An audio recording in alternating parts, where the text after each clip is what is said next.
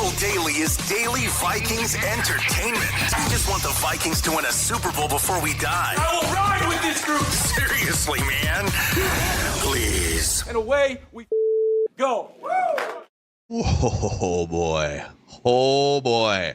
Vikings narrowly escape London with a 21-17 last-minute victory. Carson Wentz, Mr. Game-Winning Drive, the new Mr. Game-Winning Drive, taking the mantle, orchestrates, matriculates the ball down the field. Jordan Addison, so he was presumably suspended by Kevin O'Connell for the first quarter. We don't have the information. I am waiting to see the awkwardness of the post-game. He's got to give him a game ball, right? He caught the game-winning touchdown after suspending him. So we'll get into all of the things from this 21-17 win here, Vikings Vent Line on the Purple Daily YouTube channel. This is the People Show, the most fan-friendly show in all of Minnesota sports, where we turn the Purple Daily YouTube channel over to you guys for the next couple hours to offer your takes up for this game. VikingsVentline@gmail.com is the email to send a request. We'll try to get to as many people as possible. Keep it clean. Don't get us in trouble. NABC, North American Banking Company, is powering these episodes of Vikings Vent Line. But, Jub, before we shout out anyone else, do you have that flag nearby? Oh, where's my flag? Where is the flag? God. I redid the room. Priorities! Where's the flag? They redid an offensive line and they won. Come on, man. Come on. Judd, where's the flag? Where's the flag? Where's the flag? There's the Get flag. There's the flag. Look at that recovery. Look at that recovery. Vinny, it's okay. The flag was on a snap count. The flag was the Judd trying to find the flag was a metaphor for the Vikings trying to find their offense today. It was on a snap count. Like Dara saw the flag. So last year the flag got tired. And it's like, I can't do this all the time. And I'm like, dude, you got to do it. And he's like, I'm on a snap count. So I just got the flag. Snap count, though. Contractual issue with the flag. Whew. Like the flag's game-winning drive, just in the nick of time, just like Carson Wentz. Before we get to our main takes, we definitely have, there's a Judd on a stick in London awaiting here in a moment here. A shout out to MSP Plumbing, Heating, and Air Conditioning. They can't fix your offensive line. Someone needs to, but they can fix your HVAC system. Yep, and guess what? This month, MSP Plumbing, Heating, and Air is here to ensure that your home stays warm and comfortable all season long. Trust the experts in plumbing, heating, and air. MSP is your local carrier dealer delivering quality and reliability. And October is the perfect time to get your HVAC system checked before that cold hits. Schedule a tune-up now to help prevent unexpected breakdowns during the peak of winter. A quick inspection can identify minor issues before they turn into costly repairs. When you choose Carrier, you're investing in a system that keeps your home comfortable and saves you money on energy bills. So don't wait. Check out their website, call MSP.com, or give them a call, 651-615-4292 to learn more about MSP Plumbing, Heating, and Air, their services, and also Carrier products. Yeah. By the way, totally just behind the curtain thing here. So Declan and I have a running document of best moments of Purple Daily and Score North podcasts all year long. We can compile at the end of the year. We both immediately raced to it to put Judd can't find the flag after London went over. The flag's on a snap count. I don't know what you guys want. Like the Vikings won, I found the flag. If you expect perfection, you're not going to get it. Before we even get to our main takes, I think we should go to Wiggy here, Dex. Yeah. Wiggy is in the stadium with his Judd on a stick. Let's awesome. go, Wiggy. Wiggy. Hey, guys. It's a little loud here, so I hope you can hear me. Yeah, man. It's loud, but it's awesome. The floor is yours, Wiggy. You know, the vibe's great, but when Darisaw went out, I was like, oh, damn, what's going on here? But, hey, sometimes you got to find a way to win, and that's what we did today. So, cool. And, hey, Judd on the stick had a great time in London this week. I was really out and about. I'm tired just from watching myself on a stick. Sounds like maybe Judd on a stick and Jordan Addison and Wiggy were exploring London a little too much and had to be punished. I don't know what the story was on Addison. I know he was benched, and I was like, oh, wow, what happened? Yeah, we don't know yet either. Yeah, we're still waiting. The broadcast didn't exactly help us by probing too much, but Wiggy, thank you for bringing Judd on a stick on a once-in-a-lifetime tour around Europe, and thanks for checking in from the stadium, man. Amazing. Awesome tweets. Awesome tweets with me. Like, I was everywhere. You were everywhere, in man. London. Abbey Road, the Beatles on Abbey Road, Abbey Road? and Judd in Road. London, man. It was awesome. It was incredible. So, Joe, we'll throw it to you here. What was your just biggest takeaway from this 21-17 win in London? Vikings 5-0 in London historically now. My biggest takeaway was this, and it's funny because I'm sure all three of us are the same. The disparity in our like takeaways and notes. Like I had one that was just filled with rage, and one that was like, this game is winnable. Like, this game was winnable, which they did win it. But my biggest takeaway is, one, shout out Carson Wentz. Like, that was a big boy drive. And O'Connell helped him a lot, but it was still that throw to Addison to win it was a great throw. But my other takeaway is, and I know people aren't going to want to hear this, but if you win this game, they're 3-2. And the other thing is, this was like a must-win game. And ultimately, I almost didn't care how you won it. Like, you had to win this game. What's funny is, and Phil, I think you predicted this on Friday, if I'm not mistaken. It was a fun game to watch. Like, it was filled with mistakes. It could drive you mad, but it was not boring. But it was one of those where the defense, again, the run defense bent. But when you look at the final point total, 17 for the Browns? So that's my biggest takeaway is you had to find a way to win this game because you didn't a week ago against the Steelers, which was another game that you could have won. You found a way. You come back 3-2. We all were hoping for 4-1, but 2-3 is an unmitigated disaster. 3-2 is workable. So the fact that you found a way to win today, in my opinion, buys you a lot of grace from even frustrated fans. Yes, I agree with your main takeaway, which is let's not lose sight of what we talked about all week, which is based on your offensive line, based on going to London, first team ever to be in Europe for 2 weeks in 2 different cities, all the different moving parts, Van Ginkel out, Cashman out. The Browns already beat, that's the funny thing, like, the Browns are terrible. Well, the Browns already beat the Packers 2 weeks ago. You saw that happen. The Browns also have a veteran offensive line, some really good veteran offensive linemen. I would argue one of the 7 or 8 best running backs in the league. Judkins is, that dude's got some wiggle. He's hard to tackle. He trucked Metellus early to set the tone on their first drive.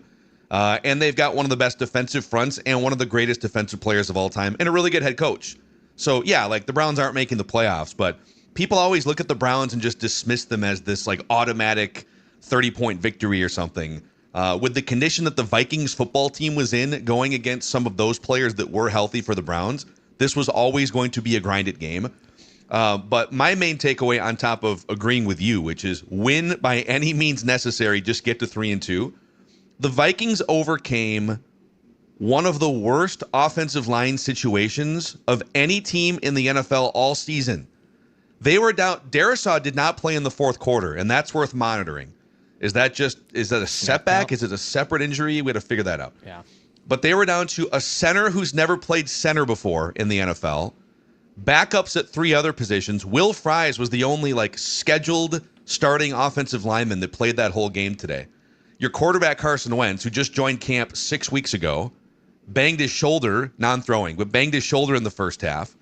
And you're just trying to get to the bye. To overcome all of those things offensively and average almost 6 yards per play and 350 yards, they were running for chunks at times. I thought, considering the circumstances, this was an incredibly impressive offensive performance by the Vikings in a lot of ways. So we can dissect a million other things within that, but just to overcome what you overcame, and ordinarily you don't really want your bye to be this early in the season, but they absolutely need a bye like water and food and breath at this point in the season. So, yeah, I would prefer not to watch that game again. Like, I would not want to go back and rewatch that game or have to relive that type of game again, in which it's what we were kind of projecting in purple picks and whatnot. And even though, full credit to my guy Carson Wentz in the final drive there to be surgical and lead the Vikings to a win by the skin of their teeth. I can't do the experience anymore. I just can't live through this anymore. Even with the offensive line banged up, I think KOC deserves a ton of credit. The fact this team is 3-2 with the quarterback they signed off the street after training camp, third and second string offensive line, is a miracle. And I fall guilty of this all the time. Judd is the one who usually tries to bring me back in and bring a lot of other NFL and Vikings fans back in.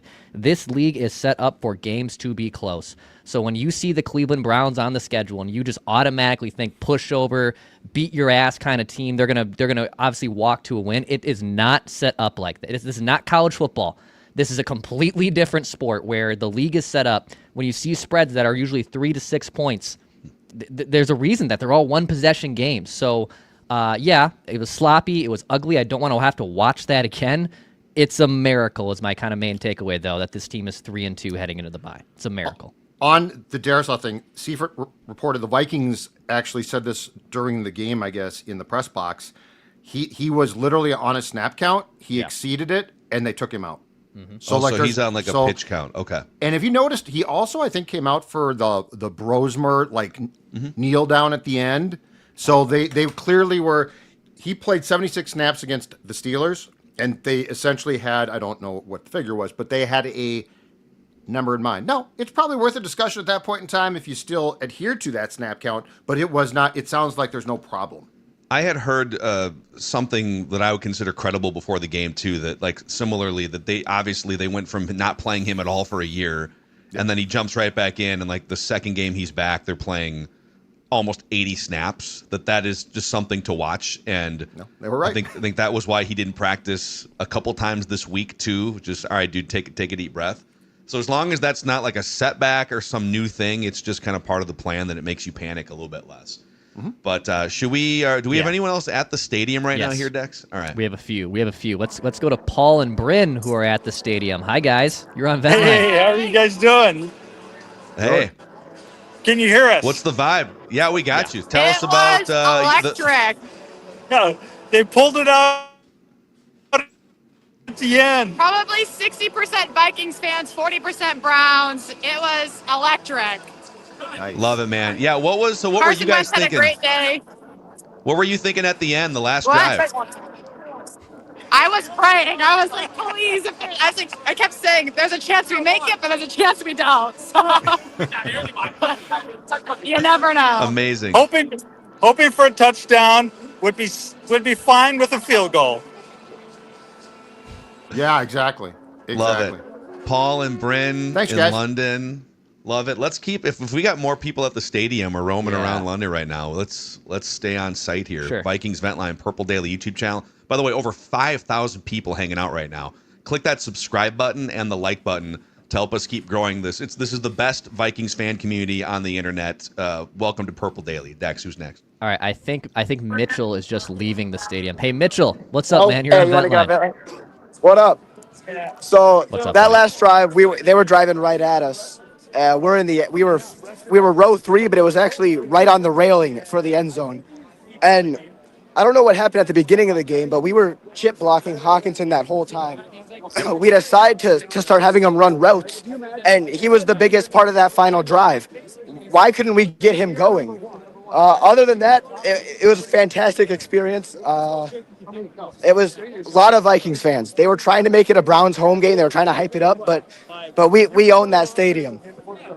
Love it, man. Yeah, Mitchell, what was so we just had someone say it was like 60-40 Vikings fans. What do you think? I would say it was probably 45-30, and then a mixed bag, just random, every jersey you can imagine. Yeah. It is funny why people just wear like Seahawks jerseys. That's all like a Panthers. Listen, my dad here.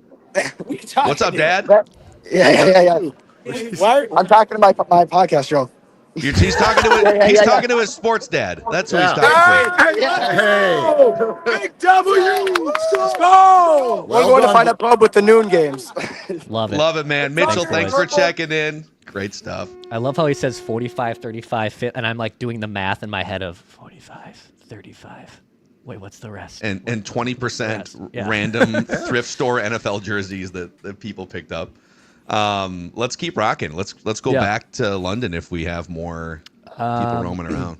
I don't think anyone from London right now. Okay. In the meantime, hey James, what's up, man? You're on Vikings Event Line. Yo, hey guys, thanks for having What's me. up, buddy? Hey, James. I'll let everyone else deal with the sort of post-game reaction. This is more just like a call to action for Vikings fans in the States. I'm from Australia. I would give anything to get to a Vikings game.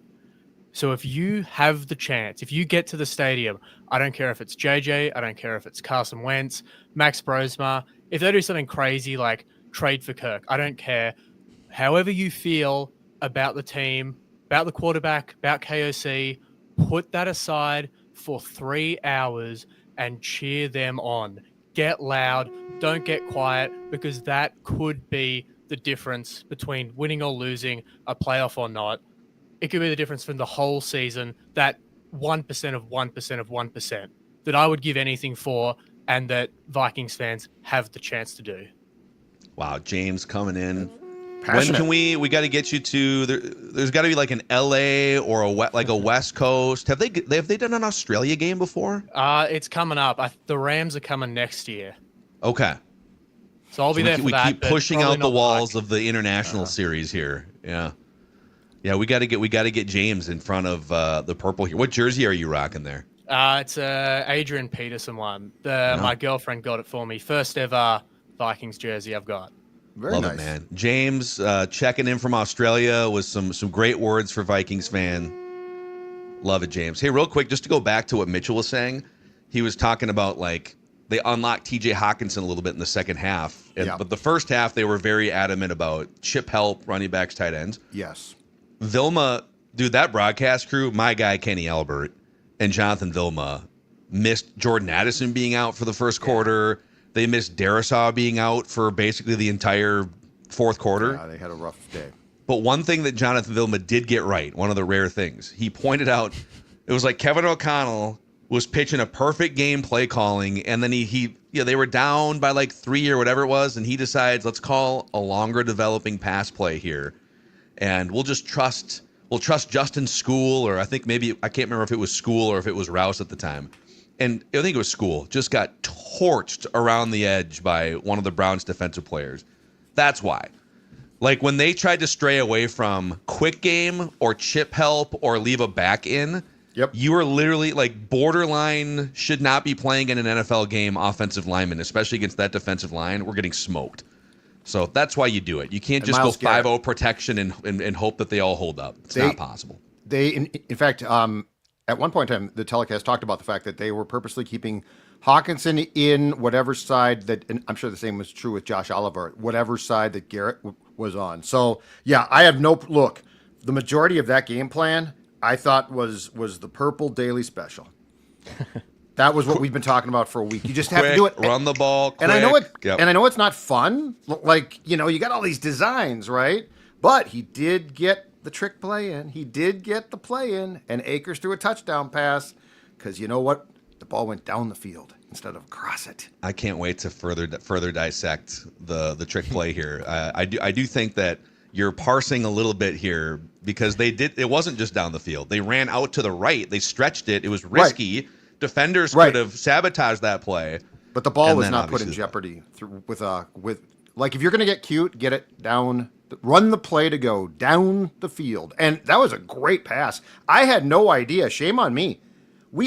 Cam Akers has been here 3 times now. Did you guys know at Florida State he had thrown like 13 passes? I didn't know I knew he was like a high school quarterback. That's been publicized before, but sure, McKinnon was too. Well, wasn't McKinnon a college quarterback too? Yeah, he did. Yeah. But my point was we should have seen it coming, and it was a hell of a play called to dial up. Yeah, maybe the Browns should have seen it coming. Huh? Might have snuck out of London with a win if they had known about Cam Akers. I'll take this. I'm not complaining. Let's go back to the vent lines here. Purple Daily YouTube channel, Dex. All right, let's go to Murray. Hey, Murray. Murray and his clan here. What's going on, buddy? Yeah, what's up, guys? What's up, guys? You hear us? We got you. Yeah. All right, sweet. Northern Minnesota. Just want to say one thing right away. Judd, wave that flag. Let's hear it. Come on. Do you have it, Judd? I've got it. He has it this time. I've got it. It's on a very specific count, Let's though. go! No more than 10 times back and forth and 5 waves per show now. We just wanted to give a shout out to Walter Rouse. He's been a friend of Murs and couldn't be prouder of him today. Skull, baby. Let's go. Love it. Love it. Beauty. Hey, you know what? That looks like I know you're northern Minnesota, and so you don't want a hot sauce that's too hot. But I think we should make Murray and the family here the Crybaby Craig's vent of the week here. If you guys want some Crybaby Craig's, we can make that happen. Let's do it. Awesome, Murray, email me back the same link that I sent you with your name and your address and your hoodie size, because I'm going to hook you up here with our friends from Crybaby Craig's of a gourmet hot sauce, a honey hot sauce, the cheesy pow pow powder, of a sweatshirt that we all love, a branded coffee mug. So if you're all set for that, shoot me an email. Shout out to Crybaby Craig's for Murray, making him our Crybaby Vent of the Week here on Vikings Vent Line. Thank you. Let's go. You're welcome, man. You're welcome. Let's go. Thank you, guys. Thanks, shoot us a note. Hey, and if it does get a little hot, it's got some zing to it. Yep. You can wash it down with some Pepsi, the official beverage of the Minnesota Vikings. And right now, you can get these Justin Jefferson souvenir cups not only inside U.S. Bank Stadium, not only at Hy-Vee Fast and Fresh locations, but also now limited supplies at Buffalo Wild Wings around the Twin Cities and Minnesota. So get your Justin Jefferson souvenir cups. There's a QR code. You can scan it and enter to win Victor's Ride, a Polaris 1000 ATV that they will deliver. Victor and his Zubas and everything will just drive that thing right up your driveway, and it'll be yours. So check out these Justin Jefferson souvenir cups, which you can find, again, inside U.S. Bank Stadium, Hy-Vee Fast and Fresh, and now Buffalo Wild Wings. Scan the QR code. Pepsi, the official beverage of the Minnesota Vikings. And then Underdog, Dex. We're about to start a nice slate of games here. Underdog's got you covered. That's right. So noon games, game of the week game, primetime game. Go down the Underdog app, sign up with promo code SCORE. A new offer, too, for our Underdog new users. When you play your first $5, you get $100 in bonus funds right now. So plenty of great action in the pick'em. You can get in on the longest reception, on the touchdown, on the interception, higher or lower, however you want to go about it. Down the Underdog app, sign up with promo code SCORE. Play your first $5, and you'll get $100 in bonus funds.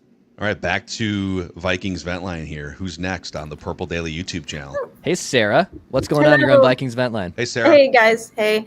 Thanks for having me. First to say, a win is a win. Thank goodness we came away with a win on that one. My main focus of coming on is, okay, so you guys always say that Kevin O'Connell is one of the best coaches that we've ever had, and I would agree he's a great coach. I didn't necessarily believe he's the best play caller. So we have an offensive line who is absolutely depleted, and he's still going for these long passing plays. And you look at the last 2 minutes of the game, and we're running those quick passes, we're running those quick outs, and that's when we're making the drive down the field and when we're making, the big plays that are actually getting us into field position. So I just wanted your guys' thoughts on just what you feel of his play calling. There was a couple. That last time out was another questionable one. I mean, obviously you can't predict that we'll get the interception, but just your guys' thoughts on his play calling throughout the game. Yeah. Judd, what do you think? I actually thought he had a pretty good game today. Now Steelers game, I think I had more objections. It also looked like, in fairness, just to go to Wentz for a second, that Carson Wentz was far more comfortable running the offense today than he was last week. I know he still got sacked, and he holds on to the ball at times far too long. But that being said, yes, there were some definite plays where O'Connell wants to open up his playbook, right? And he wants to take downfield shots. And the fourth quarter, 4/5 of your offensive line is gone. So tough, yeah. But I also will say this, and I guess this could be construed as coaching as well, but it's way outside of play calling. Those 2 fumbles were killer. I mean, that first series, I felt like the script was hitting. I texted you guys. The script is perfect. The script is hitting. And Mason fumbles, and it just kills you. And then, if I'm not mistaken, the Browns went down and scored a touchdown or got a field goal off that drive. And then there was the Xavier Scott one. Like, to me, I was going to come on if they lost and be very upset about all of the mistakes. But I didn't feel like play calling was largely a negative today. I do think there are definite times, though, where O'Connell probably has to rethink it. Feels like he went from the Pittsburgh game to this game and did scale things back and got the ball out of Wentz's hands quicker, which you have to do. The more I watch Wentz, if you don't do that, with this offensive line, you are setting him up to be obliterated. Yeah, I thought early in the game, especially like the scripted portion, aside from the fumble, which Kevin can't really control that. I thought he was kind of pitching a perfect game as a play caller, considering the circumstances early. Or like maybe like even the first half. It was a lot of good just meat and potatoes running plays with Jordan Mason, and even Xavier Scott had some chunks. I thought utilizing Justin Jefferson in motion creatively a couple times. The first completion to Jefferson came off a motion through the backfield. They ran a fly sweep to Jalen Naylor, who came around and like took an end around as the defense was still sort of frozen. And I thought they got a little over their skis with too many of those screens to TJ Hawkinson, which Vilma called out too late in the game, and he's right about that. He's not like the most explosive running tight end, but the first tunnel screen they ran for Hawkinson on that first drive was a chunk of like 8 or 9 or 10 yards or something. So, but then like I don't think you're going to play an entire 3-hour game only running quick game, because if you noticed in the second half, the Browns were just creeping up on the line of scrimmage. And so, okay, if you're KO, even though you have a rickety offensive line, well, let's see if we can. They're creeping up. There's a lot of one-on-ones out there. Let's see if we can. And they hit on a couple. Jefferson down, back shoulder on that last drive. So he was trying to, I think, quick game run, understands the circumstance, and then would then get a little bit, okay, let's try some longer developing stuff. And those were sort of hit or miss. But overall, like, just you're not going to pitch a perfect game for 3 hours. This offense against one of the better defenses in the league, like the Browns have a great defensive front. They've got one of the best defensive players ever in Myles Garrett. And you are down all of your offensive linemen except for Will Fries, basically, by the end of that game. And this Vikings offense, plays called by Kevin O'Connell, averaged 5.7 yards per play, which would rank 8th in the league for like most explosive offenses this year. The best offenses are just over 6 yards per play on the season. And today the Vikings are at 5.7, ravaged by injuries. So you have to give credit to O'Connell and the work that he did calling plays. And Jefferson, again, who always says at the podium, and it sounds like a joke and it's not, throw me the ball, I will catch it. Did that. Like that's the thing, is you almost have to take the chance that Carson Wentz, and Carson Wentz, it feels like his passes sail a little bit, but with Jefferson, it's fine, because that means he either catches it, Jefferson does, or it's incomplete. But that's the whole thing too, is like he literally just threw the ball in the vicinity, and Jefferson caught like 3 of them. That is a gift, man. You don't see that much from players. By the way, on Jordan Addison being suspended in the first quarter, Kevin O'Connell said he missed a walkthrough this week and was held out of the first quarter because of it, saying, quote, those kind of things aren't up to our standard, and he knows that. So he missed a walkthrough. That's why Addison did not play in the first quarter. Yeah, there was some fans kind of buzzing that he was gone from the team for a while, and so that would, I'm not going to like throw those rumors out, but it does align with he was not with the team for some portion of the weekend, either Friday or Saturday, and they held him accountable. So this is now the 3rd time that he has done something to completely let the team down, either with his 2 offseason things that led to a suspension and now this. So, yeah, he continues to be super unreliable off the field, but he did catch the game-winning touchdown pass on the field, so you're trying to weigh that long-term. He's 100%, though, a guy that you don't pay. You can't write that next check to him. You can't do it. If you were sort of coming back around a little bit, like, okay, he doesn't. This definitely sets you back for how much you trust him, right? Well, especially since Dukes is predicting probably accurately that he's going to break the bank too. Like I would take him back on a reasonable contract, but if he's going to be paid basically like another number 1, I can't do that. Yeah. He's had too many chances, and O'Connell keeps saying, we've been working with him, we've been talking to him, and every time it's always something, to use the cliche. We will keep you guys live here on the Purple Daily YouTube channel. We will keep you posted on any other just stuff from press conferences or news or injury stuff as it trickles out here in the next hour or so. But let's go back to Vikings vent line. Who's next, Dex? All right, let's go to Clayton next year. Hey, Clayton, what's up, man? What's up, Clayton? Hey, can you hear me? We got you, man. Okay, I had to unmute. Aren't you glad we have Cam Akers again? Can we ask Perfect passer Quasey? rating. Yeah, can we ask Quasey how many 6th or 7th round picks we have so we can go try to get them again during next season too? So the Browns aren't that bad of a team. It's their defense has played tough. They've made things really difficult on their opponents, as you've been able to see in the first 5 games. Carson Wentz hasn't really been that much of a problem either. Despite last week, he was really clunky through those 2 picks. But I think he gives the Vikings the best chance to win against the Eagles. Even if JJ McCarthy is back healthy, I'm definitely starting Wentz in that game. If there's any chance that McCarthy can come back in the month of October, it would probably, I'd say, be the Chargers game. And the last thing here is shout out all of our international fans around the globe. The Vikings fans have really dispersed themselves well across the world. It's really great to see. But exciting win today. There was pretty frustrating for most of the game, but hey, they figured it out, and maybe they can take the time off for the bye week and clean some of that stuff up. But Skull guys, I got my flag Love it, here man. too. Beautiful. You see that the Judd on a stick Yeah, lurking I in the love that. background Yep, behind Clayton yep. there too. I'm everywhere. I'm everywhere. At least on a stick, I'm everywhere.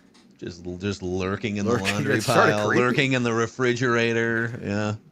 You open the sock drawer, there he is, Judd on a stick. No, I don't want to be in any drawers. Thank you. All right, who's next on Vikings Vent Line? All right, here's hey Jackson, what's up, man? You're on Vikings Vent Hey, Line. how's it going, you guys? What's up, Jackson? Been on for about 2 or 3 years now. I have not joined the show live yet, but glad to be here. Couple things. Glad we get the bye, get some rest for everyone, get everyone healthy. Justin School. Kind of need to figure something out with that. I mean, he's not the worst backup I've seen, but there needs to be some level of improvement. And then with Addison, with the off the field stuff, I've always been someone that's kind of been pro advocate for like, he'll eventually shape up. Something will eventually come along, but just I can't justify it anymore. Yeah, Jackson, thanks for on the school thing. I mean, he's not very good. I would actually argue with Jackson, he is one of the worst backup tackles we've probably seen here last 10 or 15 years. Is he not as big of a colossal disaster on the right side as the left side? I feel like the right side, his playing time there has not been as bad, but the left side was horrendous. Yeah. I mean, that's damning with faint praise right there. Yeah. Well, I think the biggest leak today was him on the right side. We'll go comb through it with our guy Booney, but yeah, that was bad. You're right. Yeah, and then Addison, we kind of spoke on it, but it's just at some point it's like, dude, it's your 3rd year in the league. Why are you not at a walkthrough? And KOC did say, maybe Declan mentioned this part of the quote, and I just spaced out, but they want to keep the details in house. So I'm sure that some of those details may get out at some point. But it's like, why are you not at a walkthrough? He didn't get like the biggest red flag. Obviously, would have been a complete deactivation for the game. But I remember Adrian Peterson missed some stuff. He missed a meeting, I think, in 2007 or 8 or something like that, and he got suspended. He was benched for the opening drive. But I mean, to barely play in the first half, that's a pretty strong, and especially when not playing him is going to hurt you. Yeah. Like, there's no question. It hurt them. Mm-hmm. So, yeah, I think if you're to the point where you can't trust a guy enough, and now we're at opportunity 3, which, by the way, comes one game after you came back from a 3-game suspension, that really, really concerns me.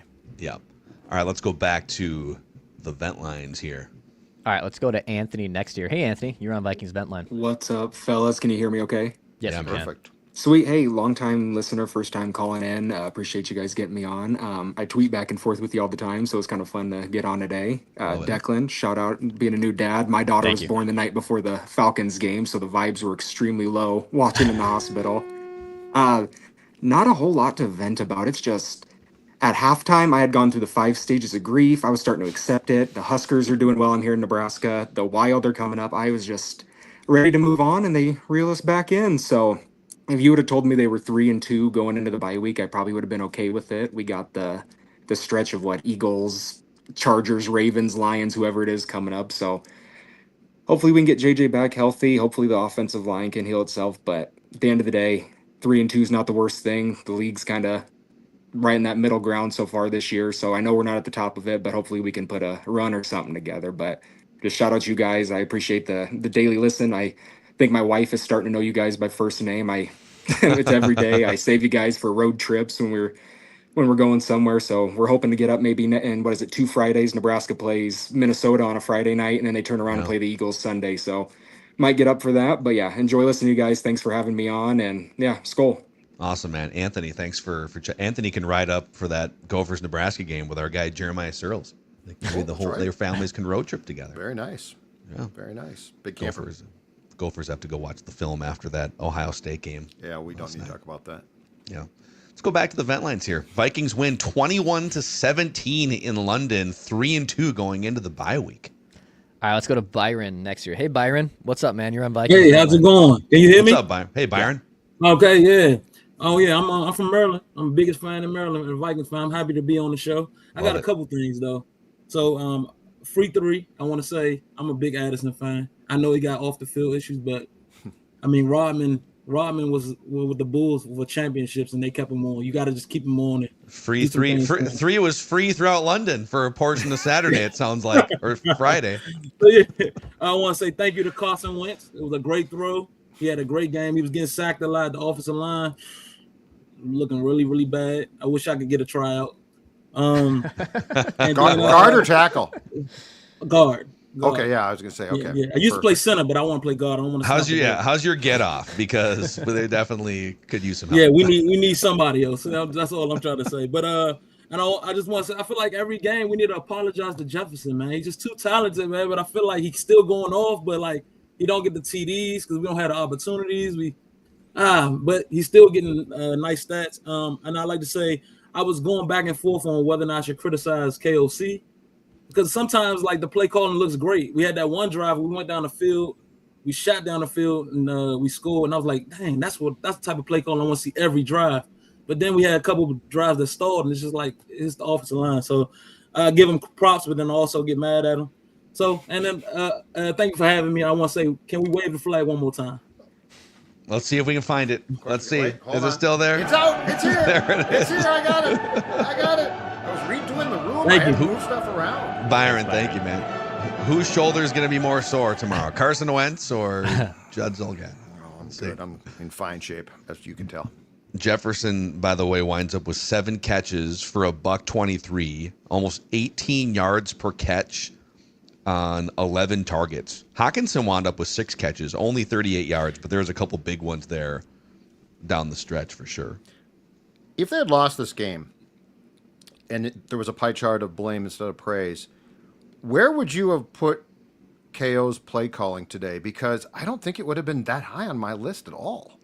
No, I think what you'll probably find is if you were to watch like every play, if you sat down with an Alex Boone or a Jeremiah Searles who know what they're looking at, I think execution on plays that made sense, if a play blew up, I think execution by backup caliber players was probably the biggest culprit in some of those. But the offense, 350 yards or whatever it was, and almost 6 yards a play. If I would have said before the game, they're gonna go for 6 yards a play with like all backup offensive linemen for the moment. Well, I mean, Darrisaw played for a chunk, but I don't think he's like fully healthy. Darrisaw, he's still working his way back from this thing. Yeah, I think you take it, man.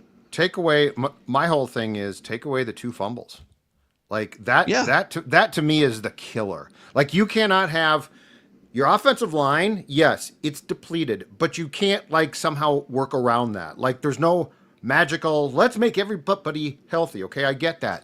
But to me, the killer is the mistakes. It's the penalties, which, by the way, on special teams, can we stop? I don't know. It was like every kick return. Yeah. It was like every single Matt kick Daniels, return. let's get these guys a little bit more disciplined. But anyway, the fumbles to me were like the direct, you cannot have. Jordan Mason, you can't fumble. And I know that got punched out, and that's the thing now, but you have to be carrying the ball so that if they punch at it, it does not come out that easily.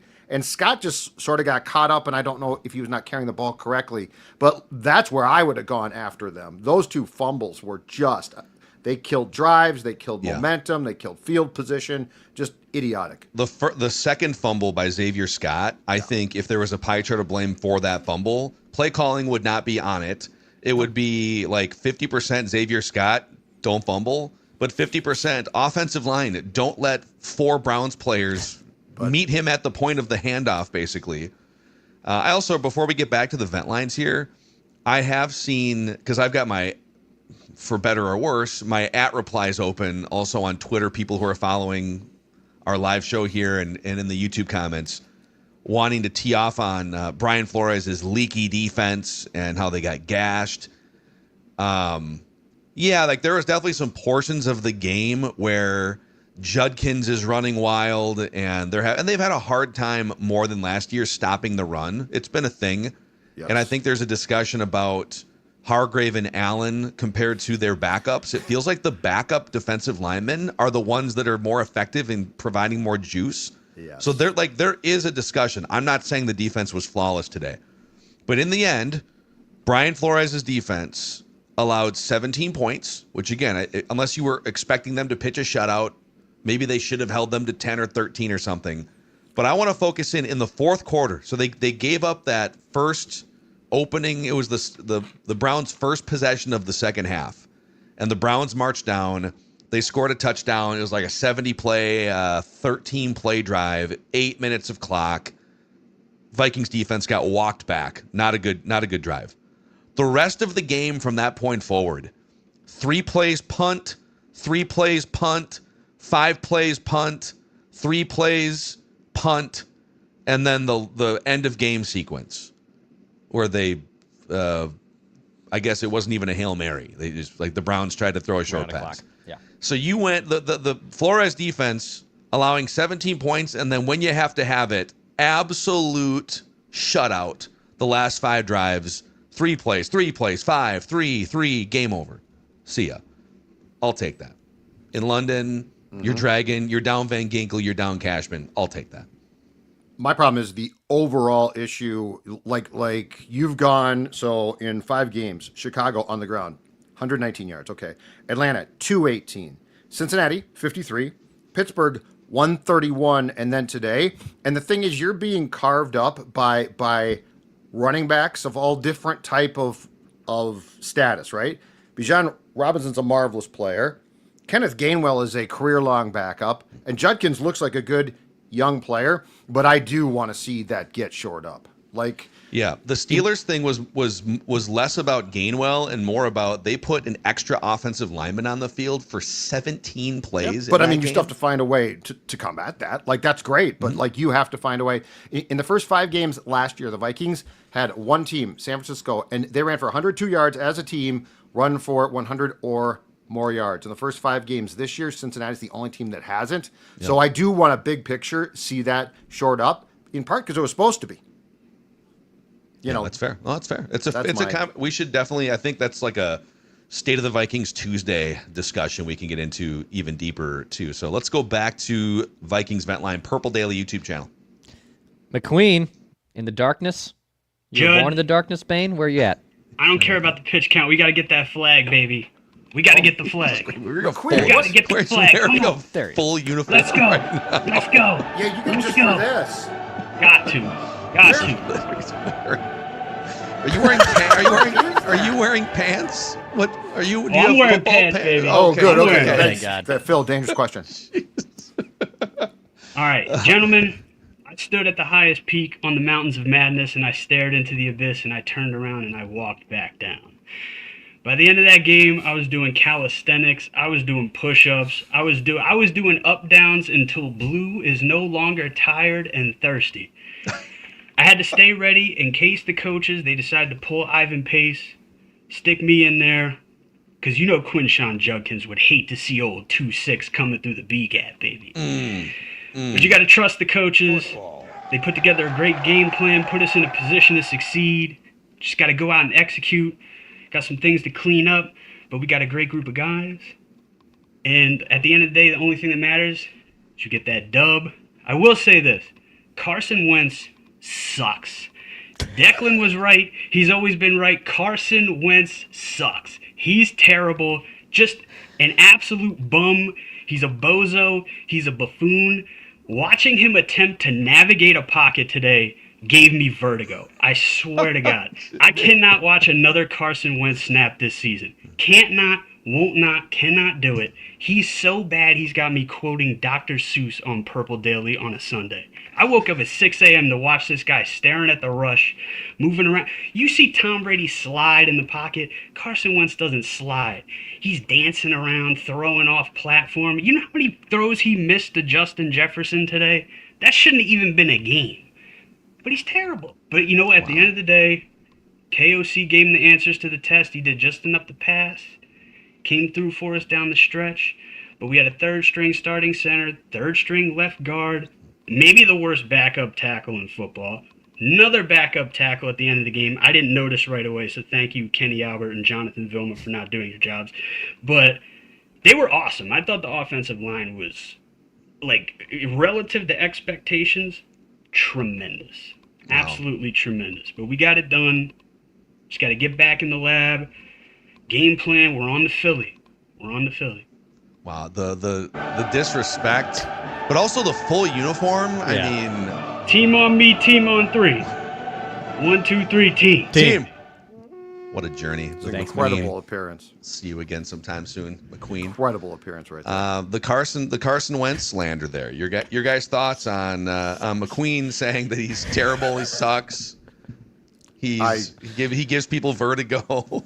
Do I want him to be the Vikings starting quarterback forever? Absolutely not. But I mean that last drive was really good. It was really well done. Yeah. And I don't know. So do we think that with the offensive line, especially fourth quarter when 4/5 of it is out, the starters, do we think JJ McCarthy at that point in time does a lot more? I just think at some point in time, and yes, Wentz's navigation of the pocket is not good. He tends to shuffle around and starts to cha-cha. Yeah. And then he'll go the wrong way. Yeah, so I'm not saying he's good. He tries to exit out the back of the pocket too often. Yeah. So I'm not saying he's great, but I am saying I just wonder, short of an established starting quarterback who we all consider to be really good, I mean, quite frankly, if this game was played last season, Sam Darnold is on the field with 4/5 of the line out. Does he look great? Yeah, it's so hard. A lot of quarterbacks are going to look skittish and terrible when they don't trust Walter Rouse, Justin School, and an undrafted free agent left guard and a center who's never played before. How many quarterbacks would look comfortable in that situation? So I'm going to defend Carson Wentz here. And I do think you could say after watching him for 3 games, he is a quality backup who's they're 2-1 now, right? In the games that he has started. Mm-hmm. So, okay, he has he's done what a backup is supposed to do for a team that wants to make the playoffs. If the starter goes down, your job is to come in and try to keep the thing moving forward and keep the team in playoff contention. They are at 3-2, but I also think you can draw a line over the top of that and say he's probably not the magic carpet ride guy that we've seen from other random veteran quarterbacks throughout the years. If you go back to Randall Cunningham in '98 or even Case Keenum in 2017, it doesn't feel like that. Assuming he's healthy, who do you want? Assuming JJ McCarthy and Wentz, because Wentz had a shoulder issue too, so I can't say both of them are not 100% healthy. Assuming both of them are healthy against Philadelphia right now, who do you want to start against the Eagles when they come out of the bye? McCarthy. Me too. McCarthy. I'd go back to McCarthy. Yeah, but I will say this today: if I'm going to get a quarterback hurt, I far prefer it's Wentz. So, today, again, if 4/5 of your line is out, I do not want to have a guy who appears to be injury prone right now. So, if a guy had to go into the blue tent and hurt his shoulder, I'm far prefer it's Wentz. But if everybody is healthy, I think McCarthy starts. Yeah. So they're probably going to get is Donovan Jackson? He's not on IR. No, so, right. IR. So he could be back for the Philadelphia game with that wrist. Correct. Darisaw is just on a pitch count, so you'll at least have for that Philadelphia game, you'll have the left side of your offensive line intact.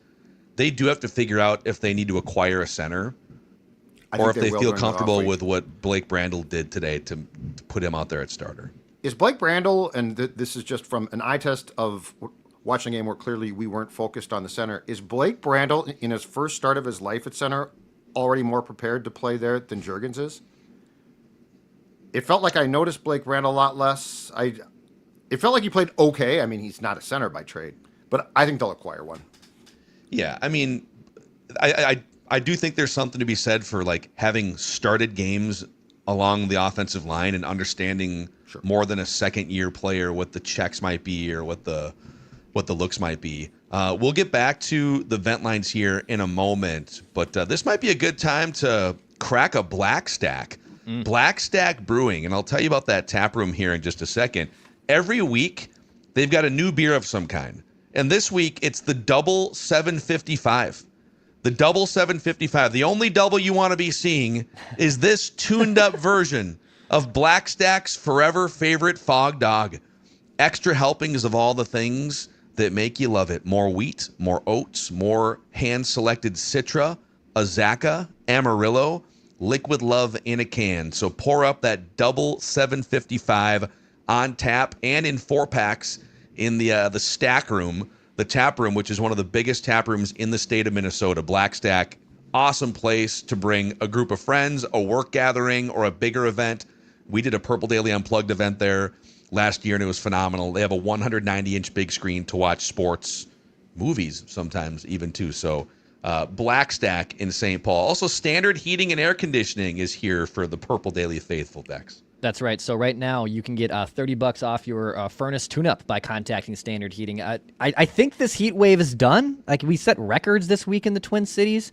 Now we're going to be cooling off a little bit here.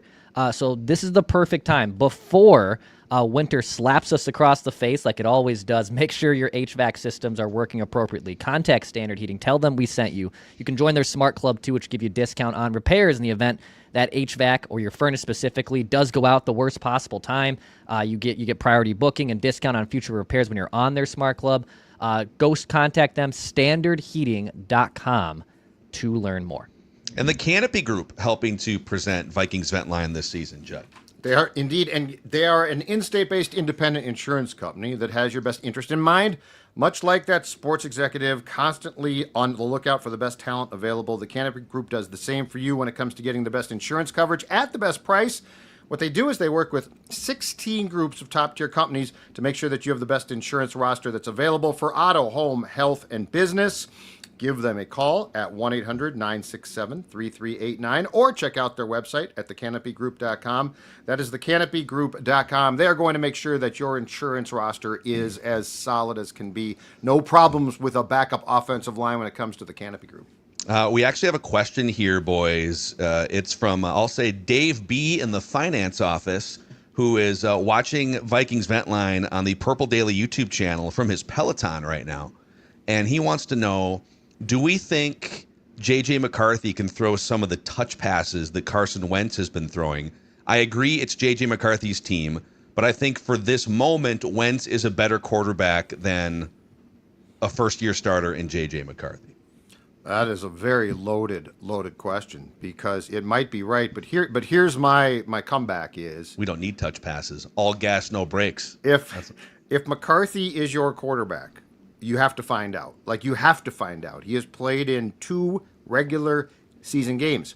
And do you think that Carson Wentz, because ultimately if you benched McCarthy healthy now and you went to Wentz, you're saying that you think that Wentz could possibly get you to a Super Bowl. Like it would be a monumental move.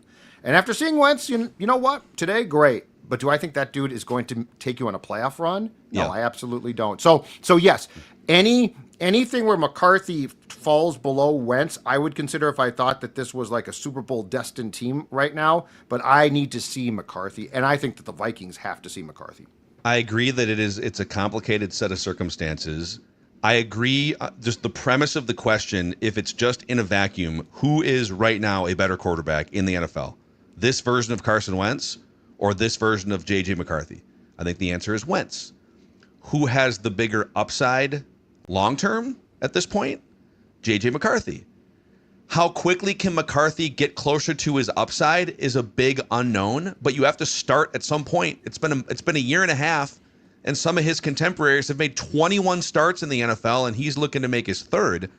So I think the only scenario in which this would be a debate of should you continue to start Carson Wentz is if the rest of the team was so loaded, so healthy, and performing at such a level that they're sitting here and it's like 4-1 or 5-0, and this is a freight train coming down the tracks, and you just need your Case Keenum type quarterback to just keep moving it forward. But that's not the case. Like, they're 3-2 and they're still alive and they saved their season. And then, of course, you could argue that, well, wait, based on how injured they are, does it even make sense to put McCarthy out there? Is he going to be in danger? And I say, well, it's football. Like, at some point, the luxury of just picking your spot with him is gone. We have to see him as many games as possible this year. So I would go back to him. Even if you're taking a step back at quarterback, find a way to scheme it up and see how quickly he can get to the best version of himself. That's how I view it anyways. Let's go back to the vent lines here, Purple Daily YouTube channel. All right, from the Before I Die pod, and you can see him also on our Score North socials, Leighton. Leighton's in the house. What's up, man? Yes. Let's go, dude. Hey, not much. Just celebrating a big win, and like Phil alluded to, a win that saved the season for the Minnesota Vikings. And kind of commenting on that McCarthy stuff, I think the more I watch Wentz, the more I think JJ McCarthy can do that exact same thing that Carson Wentz is doing out there, especially with the quick game stuff.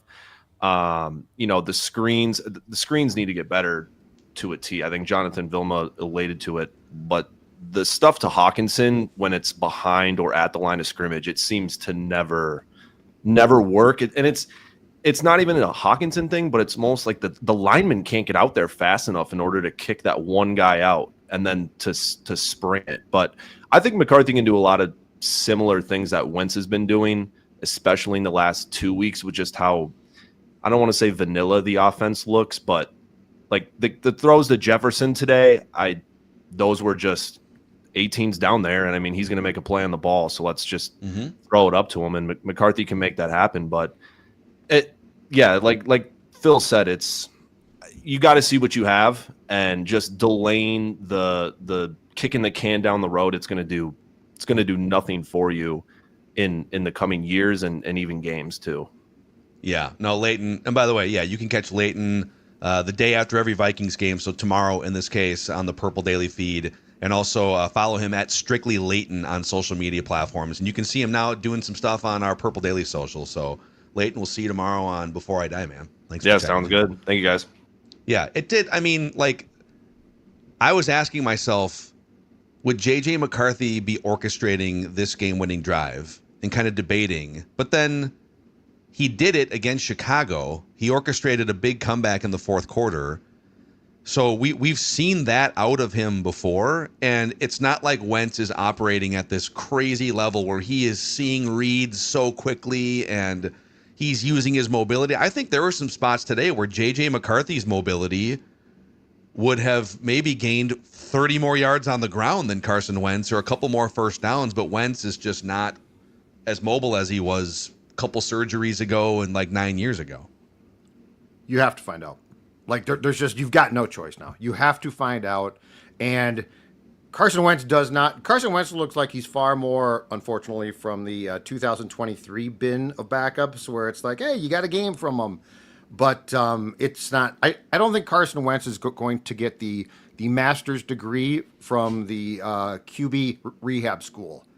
I think he might get like a GED, a certificate of some sort. Yeah, that's fair. But he's not going to walk away like Sam did with I got a 3-year contract because I got that master's degree from KOC school.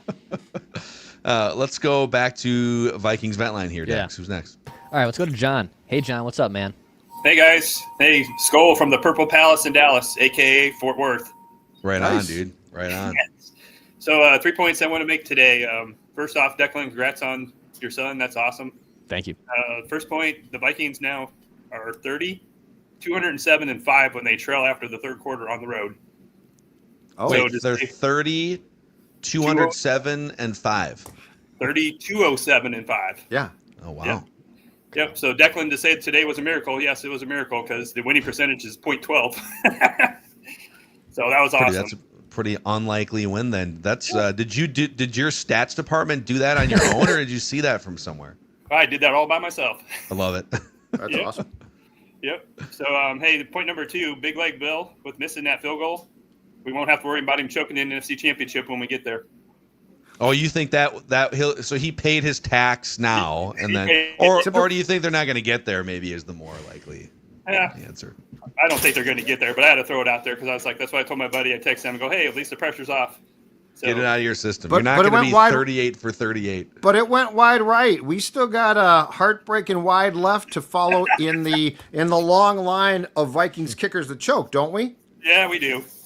But hey, I got to put it out there and say, like, hey, he was perfect. But you got to put it out there and say, hey, at least that one's out of the way. Yeah. So. John, thanks for joining us from Fort Worth. Bringing the history there. Yeah, Big Leg Bill does have to work on missing wide left. That's where you got to be as a Vikings kicker. I was shocked because one he missed. I was surprised. I was shocked by how badly it missed. Yeah, he starts every field goal off.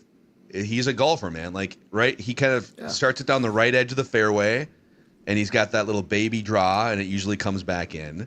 And he did the same thing. He started off just on the right edge of the fairway, and it slices into the trees this time. Mm-hmm. Hopefully it's just a little mechanical glitch. Dex, who's next? Yeah, let's go to Ty next year. Hey, Ty, you're on Vikings Vent Line. Hey, guys. Thanks for having me.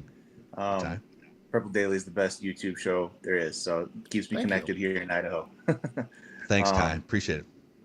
Yeah, just a couple of quick points. Ivan Pace continues to look like he doesn't know where he's at on the field on those runs. He just continues to just not be in the correct locations, and I don't know if that's because of Blake Cashman being out or what. But and then secondly, I thought KOC called a really good game and the kind of game that I was expecting them to call with JJ. And hopefully when he gets back, that's the kind of game we get moving forward. Yeah, no, Ty, thanks for checking in here. Yeah, Ivan Pace, it's hard to tell at that position unless you really key in the whole game on what he's doing. He did have a sack at one point, kind of cleaned up a play. He is one of the lowest graded Vikings defensive players so far this season, according to Pro Football Focus, for whatever that's worth. And they're not always 100% right in their grading, but PFF scouts have not really loved Ivan Pace's performance. So it feels like just live that there are a lot of flaws now. And it's weird because he came in undrafted, played absolutely fantastic, and now it's like the last 2 years it started to drop off. Like the PFF grades in this case, I think probably accurately reflect the eye test, don't you? Yeah, I think so. Like I'm not seeing things and saying, oh, and there are times where PFF's grades and you sort of raise an eyebrow. This is not one of them. Yeah. Back to the vent lines here, Dex. Yeah, let's go to Giannis next year. Hey, Giannis, what's up, man? Hello from Greece. How are you guys?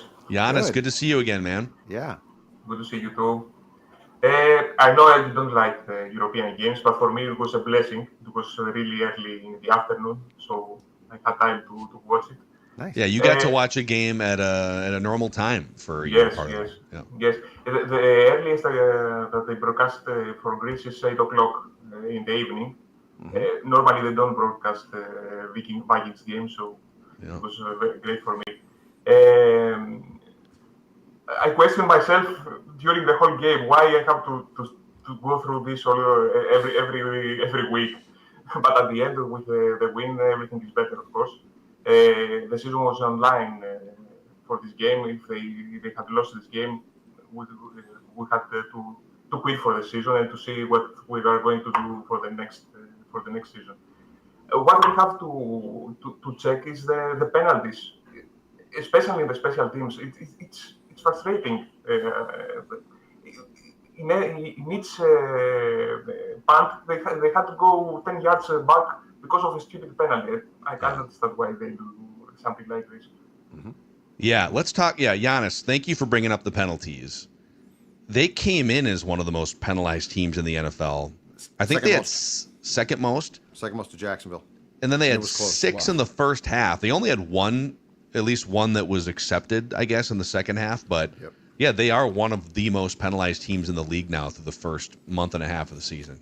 But he's right on, and we alluded to this earlier, on special teams. It's driving me crazy. It's like you got to be disciplined. Like what's going on here? And it felt like, just off the top of my head, there were like 3 today where it's it shouldn't be that hard to get off the field on special teams without having done something to warrant a flag. And today was really, really bad. Yeah. Yeah, and then the pre-snap stuff, there was two really early, I think in the first quarter. They had Joe Huber jumped early. He also had a bad holding on a run play. Oh, it's rough. Yes. Yeah. And then they had there was another offside. Josh Oliver lined up wrong. An offensive offside. That's a rare call. You got to work hard to get that call against you. Yeah, because usually, like, if you're in Josh Allen, I don't know if he was in line or if he was. I think he was probably in line because he's usually lined up. He was. But you still look over and just kind of see, right? So it's even Carson Wentz did that on the Akers direct snap. Oh, even Carson Wentz. Did he look over? He looked over. He checked himself with the official. I'm good, right? We gotta go quick though. We gotta go. Don't look at me. You don't know I'm here, but make sure I'm lined up right so I don't screw up the whole play. I was actually shocked that there wasn't a flag on the field for that touchdown. Did you guys think that, this clearly is getting called back for like some illegal motion? I was looking like all around the screen, like, did I see one fly? Is there like two flags out there? Cleveland on that Judkins 52-yard touchdown run that got called back, they had two flags thrown on them. Yeah. Hey, is this true? And for the YouTube audience, because I don't know, none of us seem to push back against our ripping of Big Leg Bill. Dr. Mega G says, Will's field goal hit a camera wire? Nobody. I mean, seeing a video or the screenshot on Twitter here. Okay. These European stadiums, man. Well, yeah, this is the thing. I think this is the last time that the Vikings agree to play back-to-back games. So they almost lost a game because the kicker hit a camera wire on a field goal attempt? Have we confirmed that? I'm trying to... Everyone in the comment section is saying yes. Where did you guys... I mean, the replay should... Oh, here it is. Okay. Arif Hassan just retweeted it, according to Brandon Here's a in the slow-mo comments. that said it definitely hit a camera wire. You can see the ball ricochet to the right. It does like suspiciously go hard right really quickly. Like not in a like I've shanked this Blair Walsh style. Like it deflects off something. Yeah, I think it did, man. Wow. Well, you know what? I'm done with Europe. It's over for me. I'm done with Europe. Your game clocks don't work. Your clocks don't Camera work. wire? What do you put the and camera? how low is it? Like, but those are over every field, and I've never heard of this one. Like punts and stuff have hit wires, but a kick? If you lose a game, like let's say they would have lost that game, can you play that under protest? Because that's something that. And what should I the thought rule... you were Shadur Sandersing us there. No. I'm muted. But what should the? Are you on mute or are you Shadur Sandersing? I'm not sure. But what should the rule be, though? Or what's the rule? Like, so if the officials saw that it hit a wire, is that just a predicament where it's like a ground rule in baseball? Too bad? It should be a re-kick. If you see that it hit the wire, right? Shouldn't it be a re-kick? Has it ever happened before? Now, you could argue that, like, remember when they built that new Cowboy Stadium, and initially the big Jerry World scoreboard was too low, and punts kept hitting it. Yes. And it just became part of the ground rules of like, if a punt hits it, then they have, I don't remember what the rule was, but maybe they did they maybe go over it with the coaches before the game? Man, if they didn't go over it, and if you knew and you took your chances, all right, whatever, it happens. Right. But in Dublin, no one can see the play clock on one end of the field, and in London, you've got 51-yard standard field goals hitting a camera wire. What are we doing here? But let's go play games in Madrid and Brazil and Berlin and expand the NFL. How we can expand the NFL's reach when these 1880s stadiums get play clocks in the end zone. That's the rule going forward. You want the NFL? You have to have working technology and no camera wires in your stadium. How about that? But the camera wires are fine. That like they're in every stadium. So what are we doing here? Are they lower because it's for soccer and we don't care as much because you're not trying to get a loft the ball up in the air? Like, but if that happens, yeah, it seems to me that the play should be dead and it's just fourth down again. Kick it again if you want. Go for it. We don't give a damn. That's ridiculous. I'm out. Get back to U.S. Bank Stadium. I'm out. And for the love of God, noon games. I want a noon game.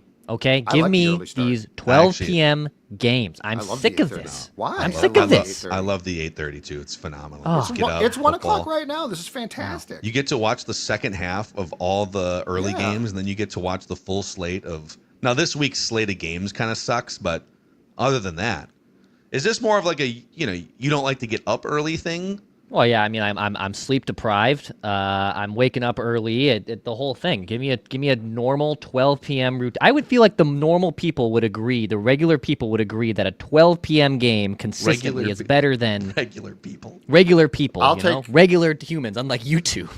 I'll take 8:30 in the morning over a prime time start any day. Oh, give me prime time. Yeah, I I'm love fine. waiting all day for Sunday night. Yeah, I'm good with a I'm not a prime big- time no. game. If it was consistently 8:30 or noon, you would pick 8:30. Oh, 100%. 8:30 over noon. I don't mind it. 100%. Yeah, I was gonna say, I don't mind give me prime time over all of them because I just love the big game feel, the pomp, the Collinsworth sliding in. No. 8:30 in the morning. Just kick them all off early. Let's just go early. Let's go back to Vikings Vent Line here, Purple Daily YouTube channel. All right, let's go to Adam next year. Adam, you okay? Speaking of tired and 8:30 a.m. starts. He's disgusted. Hey, guys. What's up, Adam? Adam, they won. Are you a Browns fan? Welcome in, Adam. Mackie, stop talking to me about that. It's all right. Okay, so the Minnesota Vikings. People like to make analogies about, my football team sucks. It's like a bad relationship, and I'm divorced, so I'm going to tell you something about bad toxic relationships. It's important to set boundaries. I set a boundary with the Vikings a few years ago. I am no longer going to leave my house and go to a bar and represent with a bunch of other Vikings fans just so I can sit there during a Packers game while the Vikings are getting smoked and there's one pervert in a Mark Chmura jersey clapping really loud. That was every time. actually Mark Chmura himself. Just to clarify. In a hot tub. I think today I think I'm setting another boundary. I am never setting an alarm to watch a Vikings game ever again. What do you mean? We had a fourth quarter comeback. We Fine. had one of the great game-winning drives of the Kevin O'Connell era. Sure. And the defense pitched a shutout for the last hour of real time in that game. Fine. There's nothing good here. I totally get it. But man, okay, I'm in Denver and I work at a New York Giants bar, and those fans are a bunch of disgusting, illiterate animals. We close at 1. I'm a chef. I close the kitchen at 1 a.m. I get home around 3 o'clock. So I set an alarm at 7:30 to watch this game, just to watch 3.5 quarters of pain. I just can't, man. It's been a tough year to watch, even though technically winning record, fine, sure, but this is not a team that has earned your belief, that has earned your optimism this season. True. Yeah. This is Okay. a 6 or 7 win-ish team. I want to be positive about JJ McCarthy, fine, but man, I am this close to just burn it down. I don't care if he was coach of the year last year. Wow. This is brutal to watch. Justin Schooley, I was a Division II football player, and I'm waiting for the phone call to go play offensive tackle, and I sucked in college. They probably will be working some guys out this week, actually. Okay, Adam, thank you. We're gonna give Adam some therapy here. Sports Dad, what would you say to your sports son, Adam, here? Well, first of all, I think he needs to start to record the games and then look at the final score and then decide if he actually wants to watch it. Okay. I feel like Good watching the game is really, really just grinding him down. Very intense man, you can tell. So I would have said today, you know what? You look at the score, hey, they won. I wonder how. And then perhaps you just go to the fourth quarter and watch that. But yeah, I mean they're pretty maddening to watch, but that's sort of the league again. Well, there's a lot of teams. There's a lot of teams. I mean, Eagles fans right now are very upset because their offense is not firing right, and they've won 4 games. So yeah, but here's the thing. This is what I would say to Adam is he's right about this version of this Vikings team being like a 6-win, 7-win team. If you every week for the rest of the season, if you were to run out Justin School and an undrafted rookie free agent, Joe Huber, who I'm not saying he was terrible today, a center who's never done this before, or even Michael Juergens, and they might have to run those guys out unless they were to trade for another center. Like the offensive line is not going to be as good as we thought it would be if it was healthy. And they did put Ryan Kelly with his second concussion on injured reserve, so he's out for at least 3 more games or 3 more weeks, whatever the timing is.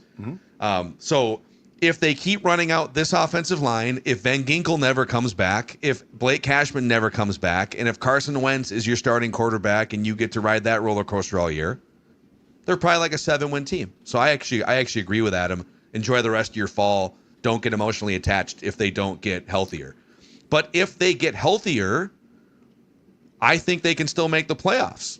If Darrisaw continues to build, okay, now we're off the pitch count after the bye week. Hopefully. If McCarthy clicks a little bit, I have adjusted my preseason 11 or 12 wins based on the injuries.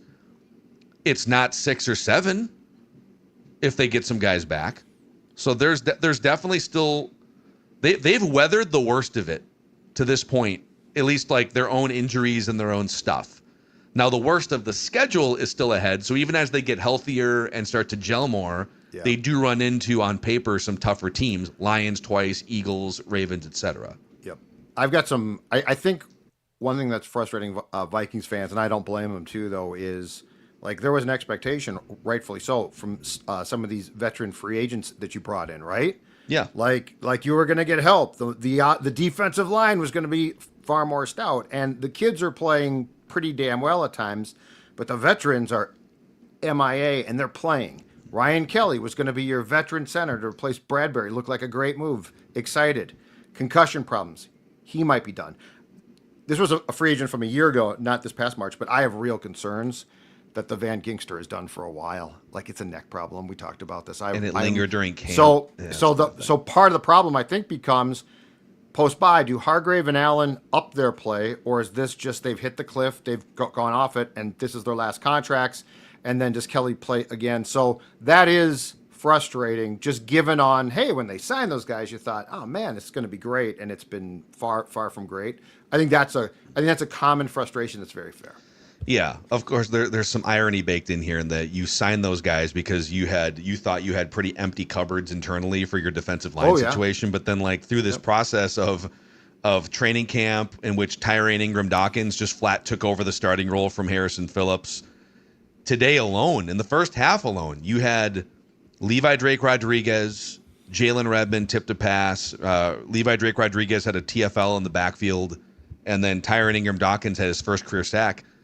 All of a sudden, these 3 sort of homegrown, drafted, or in the case of Jalen Redmond, plucked off of a minor league football squad, they've emerged as really good players. So there's been this internal development that's sort of coming out of nowhere that's taking the space of the 2 veterans not living up to their contracts. But so there's some good and some bad mixed into that position group.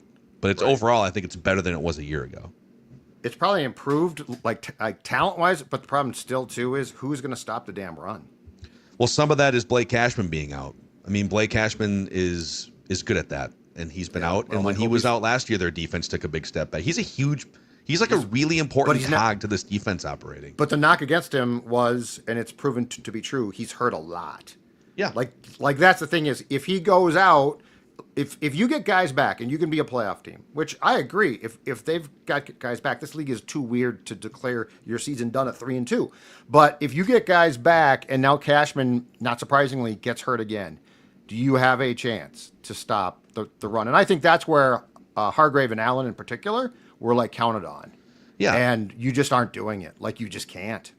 last thought on this quick, and then we'll get back to the vent lines here. Almost an hour and a half into this. Vikings won 21-17. Fourth quarter, game-winning drive, comeback, dramatic, super fun.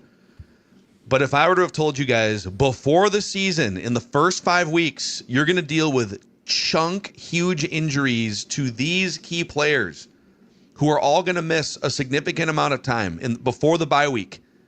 Donovan Jackson, Christian Darrisaw missed a couple games and has not been a full-time player in the other games. Yeah. Ryan Kelly, Brian O'Neill, Ryan Kelly's backup, Michael Juergens, Andrew Van Ginkel, Aaron Jones, Blake Cashman. Oh, and Jordan Addison's going to be suspended externally for 3 games, internally for a quarter for something he did. And JJ McCarthy's going to get dinged, and you're going to have to lean heavily on Carson Wentz. If I would have told you that in June, he's not even on the team yet, and Carson Wentz is going to play most of the first few games. How would you feel about a 3-2 record going into the bye week? I think, would you rather have 3-2 or whatever's behind door number 2? I think 90% of fans would have chosen, I'll take 3-2, and then we'll take a deep breath at the bye week. I'll take 3-2, but I also need the team to clean things up too. Right, but Judd, I've got to have them clean things up. There's no. But I think what's happening, and you're kind of doing it here too, is you're like butting over. We got to clean things up. Donovan Jackson, Brian O'Neill, Ryan Kelly, Christian Darrisaw, Andrew Van Ginkel, Aaron Jones, Blake Cashman, Jordan Addison. But you don't That's literally half of your starters. And there are you got to clean it up. Yes, it's hard to clean it up when you're missing all those players. You don't have training camp. You don't go through training camp to have a bunch of yutzes jumping off sides or doing stupid things, taking penalties. Your special teams has been a mess in penalties. I'm not going to give them a hall pass. No one's giving them a hall pass, but everyone seems to be glossing over massive chunks of injuries. I've talked about it a ton, and yes, but guess what? Adam is ready to jump off the team's bandwagon. The last caller. The league is filled with guys with teams that lose guys. Not like this, dude. Cleveland Browns have had more starting offensive lines this season than the Vikings have. Yes. Okay. Well, Cleveland's offense is horrible. Well, right, but I'm saying teams get hit. Teams get hit. I'm not, and look, I would take 3-2, but I also think that there are certain things that have to be cleaned up in the bye week. I'm not going to just excuse it and say, well, guys are hurt. That's too bad. You're 3-2. That's great. But I mean, Kevin O'Connell will talk about it, and he's right. There's a lot that has to be cleaned up, and there is no question about it. And we also have to find out if JJ McCarthy can play. We still don't know that. Well, we agree on a lot of this. Yes. Right. We agree on McCarthy. We got to figure out McCarthy long term around here. But to me, this is a very gray discussion. I'm not giving them a pass, and I'm not dumping on them. And getting the win today was huge. But there's a lot of both sides of the coin here to talk about. I don't know who this aligns with more, Bill or Judd, but I think it's a miracle this team's 3-2. That you would align with me. I think I'd align with Phil, but it's a miracle that they're 3-2, considering all the circumstances. Yeah, it's true. It is. So you would expect them to be 3-2, knowing all of these injuries before the season, Judd. Yeah, 3-2. Did Jefferson play? Yes. You can't today. Today you don't have a close game probably if guys can hold on to the football. These are all, if they were just getting pummeled and blown out, if the Falcons game was the first 4 or 5 games, then I'd be like, yeah, they just suck. They got too many guys out. But if you expect their record to be the same with or without those players, then what is the point of talking about the importance of those players for the last 6 months in the offseason? They're just all of those players are interchangeable. Okay. They literally doesn't matter if you're missing 9 key starting players. You should just be expected to have the same record? Well, first of all, but the games have been close enough. You could have lost the Bears game. You didn't. You came back and won that game. I still contend the Pittsburgh game was eminently there. You just couldn't take advantage. Today, you did. So you're 3-2, and that's great. But I also don't just look at the roster and say, well, without those guys, it's a miracle. I don't agree with that at all. Not in this league. The games are too close. There are ways. If you go through and eliminate 2 or 3 mistakes from every game, and I'm talking about mistakes, not injuries. I'm talking about mistakes. If you eliminate some of the boneheaded plays against Pittsburgh, you win. You're 4-1 why right do you now. think those 2 or 3 or 4 extra mistakes or poorly operated plays happen? Because Jordan Mason got the ball punched out. Well, Jordan Mason, I'll give you that one. The Jordan Mason fumble is in a different category than the Xavier Scott fumble. The Xavier Scott fumble happens because Aaron Jones isn't on the field and Xavier Scott is, and he was playing at Maine 3 years ago, and I like him on the roster. But they kept him. But Judd, they kept him as a third running back. But he made the roster. The third running back is much more likely to fumble in a big spot than your veteran starting running That's an back. excuse to me. And another reason why that fumble happens is because you have two underqualified offensive linemen getting blown off the line of scrimmage by one of the best defensive fronts in the league. It's not as simple as, hey, you gotta clean that up. Well, help. Cleaning it up means not having Xavier Scott and Joe Huber and Blake Brandel playing in that spot. But you kept those guys. As third stringers. But you know what? Fumbling is something that can be avoided. You didn't have to. Xavier Scott did not make a play where I'm like, oh, that's just too bad. He killed a drive. I can't look at that and say, no problem. That's a problem to me. This goes back to the hot take on Monday. I think this indictment goes right back at Kwesi. I have so many more. If Judd's point is when injuries happen, depth guys and other teams figure out and step things up, this guy has not drafted well. His best picks so far have been mostly UDFAs or Jordan Addison's been great. He deserves credit for Jordan Addison. He's also got some off the field things, but I'm not going to ding Kwesi for that necessarily. Mm-hmm. You need to draft well. And there's it's the third stringers. Someone has to make 53. Someone's got to round out the 53-man roster. This goes, in my opinion, if there was a macro or a biggest chunk of pie, it goes to Kwesi to me. Easily. Yeah. Easily. Yeah. This is where the lack of hitting on some of the first and second day picks in some of these drafts does come around where, all right, if you would have hit on the extra running back or whatever, if Ty Chandler was a guy that you thought he could be. We'll get back to the vent lines here in a second. Shout out to North American Banking Company for presenting Vikings Vent Line this season. Minnesota-based since 1998, 6 locations in the Twin Cities: Maple Grove, Roseville, Shoreview, Hastings, Woodbury, and 50th in France. The comments are buzzing after our argument right there. It's probably 75% people siding with Judd, 25% people seeing it correctly and logically. That's fine. North American Banking Company can give you a better banking experience, personal relationships, cutting-edge online tools, and you can easily make the switch, and they'll help you. They'll make it super easy. nabankco.com/Mackey to learn more. That's nabankco.com/Mackey. Member FDIC, equal housing lender. If there's any offensive linemen that are coming in for workouts and maybe looking for a permanent home after a good workout, 2 men in a truck can help you move, Dex. That's right, yeah. They'll make the life easier for you. You don't have to worry about using your third string offensive lineman to try to figure out who's going to help me lift all this stuff. They're first string, and then they have they've drafted so well that their backups and their backups and their backups need to be put in situations where they can elevate the play. So go to 2meninatruck.com to get your free quote today. No hidden fees, no service charges. In fact, they'll just send you over a spreadsheet. What needs to get out of this house? What needs to be safely moved into your new place? Go to 2meninatruck.com and tell them that Purple Daily sent you. All right, let's go back to the vent lines here. Who's next on the Purple Daily YouTube channel? All right, Cody. Hey, Cody, you're on Vikings Vent Line. Awesome to be on. We're losing Cody's audio. Cody, we'll come back to you in a try you can come back. You're kind of choppy there, your internet or something. Try to come back out and come back in, Cody. We got room, so it should be fine. In the meantime, let's go to Matt. Matt, what's up, man? You're on Vikings Vent Line. Hey, guys. Declan, I wanted to say congrats on having Sonny. Start with the story. We jumped on Vent Line after the game, and my wife hears you and goes, "Is that Declan?" And she goes, "Is he have the baby with him?" I go, "No, he doesn't have the baby with him." But we're always holding Sonny like a football. Yeah, we're expecting our second in January, so we're excited too. Love it, man. Love it, man.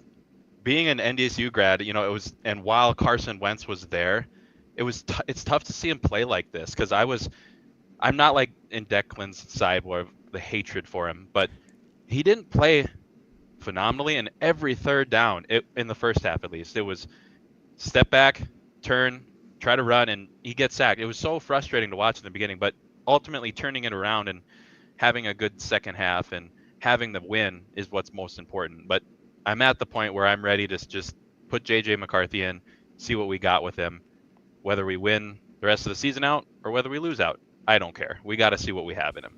Yeah, that's fair. Matt, thanks for coming on. Do you think he's even tracking to play against Philadelphia? McCarthy? He has not practiced in weeks. Yeah, I don't know. That's a really good question. I have no idea. If they didn't have the bye week built in, I would say no for sure. But this whole thing, and I think we've talked about this since it was announced that he was injured. I mean, O'Connell's got the hammer of he can't protect himself. Like he will go to his grave saying that. So I thought Carson Wentz did a great job protecting himself today, getting smoked 7 different times in and out of the pocket. Vilma ripped him.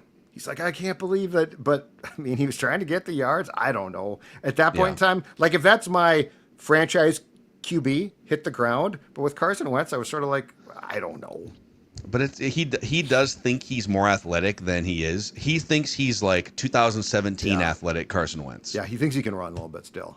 And he's just not. Like he's a quarterback in his 30s. So how would Max Brosmer have done if Max Brosmer had indeed had to play the second half, which I was sort of excited about seeing? How would Max Brosmer have done? Yeah, it's I tongue in cheek sent a tweet out. Be careful giving him the keys because he may never give them back. But he was undrafted. And he has never done this in a regular season game before, and he'd be playing behind one of the most rickety offensive lines in the NFL. So, yeah, it's a tough spot for a veteran quarterback when the bullets are flying. But it would be fun to see Max Brosmer at some point. Let's see if that opportunity presents itself.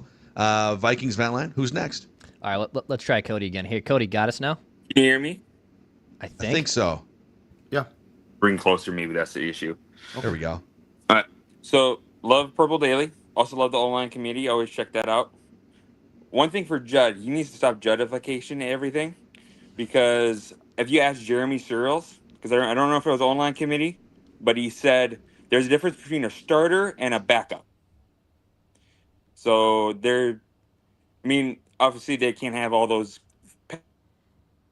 penalties, considering, 3.5 technically? 3.5 of their offensive line starters were out. I thought they played pretty well. Huber did pretty good. Blake Randall, except for that one muff snap, whatever, he did pretty good. So, I don't know. Thinking about the offensive line, something that maybe Kwesi would do, Evan Neal over in the Giants, bring him in as a guard for like a 7th round pick. Yeah, he likes to bring back 1st round picks. Yeah. Just a 7th round pick, he likes to trade those all day. Yeah, no, thanks for jumping on. Do you think they make a trade during the bye week? I think they go get a center for sure. I think they get in the line. I mean, I don't think Kelly's coming back, so that's just total reckless speculation. But I mean, he's a smart dude, and he's had 5 concussions in the last couple of years or 3 years, and 2 back to back. I mean, it would feel in 2025 at least, it would feel so irresponsible. Yeah, and I'm sure he's talking about it with his wife. His family. And he should, but I think that they trade for a center. Just somebody that has played it before. I mean, that Blake Randall, I give a lot of credit to, but he basically said, I've never played there in my life. Yeah. It's actually a miracle, since we're talking about miracles here. Again, considering he's never done this before, it's kind of a miracle we didn't have, I would have set the over-under on botched exchanges or something at 2.5. One bad snap, right? I think it was 1, yeah. And Wentz picked it up and gave it to Mason, I think, and it actually worked out well. But I mean, and that was not an egregiously bad snap. Yeah, it wasn't. It was not like the inexperience of Blake Brandel at center was not a noticeable thing really for the duration of that game. Let's go back to vent line here, Dex. We got some more Vikings fans waiting. Let's go to Joel next year on Vikings vent line. What's up, Joel? What's going on? What's going on, Joel? Hey, you guys were getting a little heated in there, so we like to fire it up once in a while. Yeah, what happens? So you got to cool it down by waving the flag. Oh, okay. We can make that happen. All right, I got it now. All under control. There it is. Spicy. Bobbleheads in the back. Right. There you go. Spicy. Coming from you from Northwest Ohio. First thing, OH. Big win yesterday. If this would have been a Browns home game, I would have been there, but obviously I'm not in the neighborhood. Yeah, you kind of got screwed out of this one. Yeah, so I'm like 4 hours from Pittsburgh, 90 minutes from Cleveland, an hour from Detroit, so I can hit all the Midwest. Today, I didn't think the offensive line played bad. I mean, when you compare it to the rest of the season so far, I mean, it didn't look like a clown car fire where everybody was running around with their pants falling down around their ankles. So I think they did pretty good considering the fact of who was in there. It was a win. It wasn't 48-10 like the Bengals game, but you guys said it last week. We just got to go in there, slog it out, and get out of there with the win and go into the bye week. So, yeah, I mean, that's where it's at. You got to be prepared for this to be the season. It's not going to get better where they're going to go on a playoff run. They're going to lose some clunkers like the Falcons game and look like turds in the Pittsburgh game. And then they're going to play some good games. So this is what the season's going to be, in my opinion, and we just got to accept it and get McCarthy in there.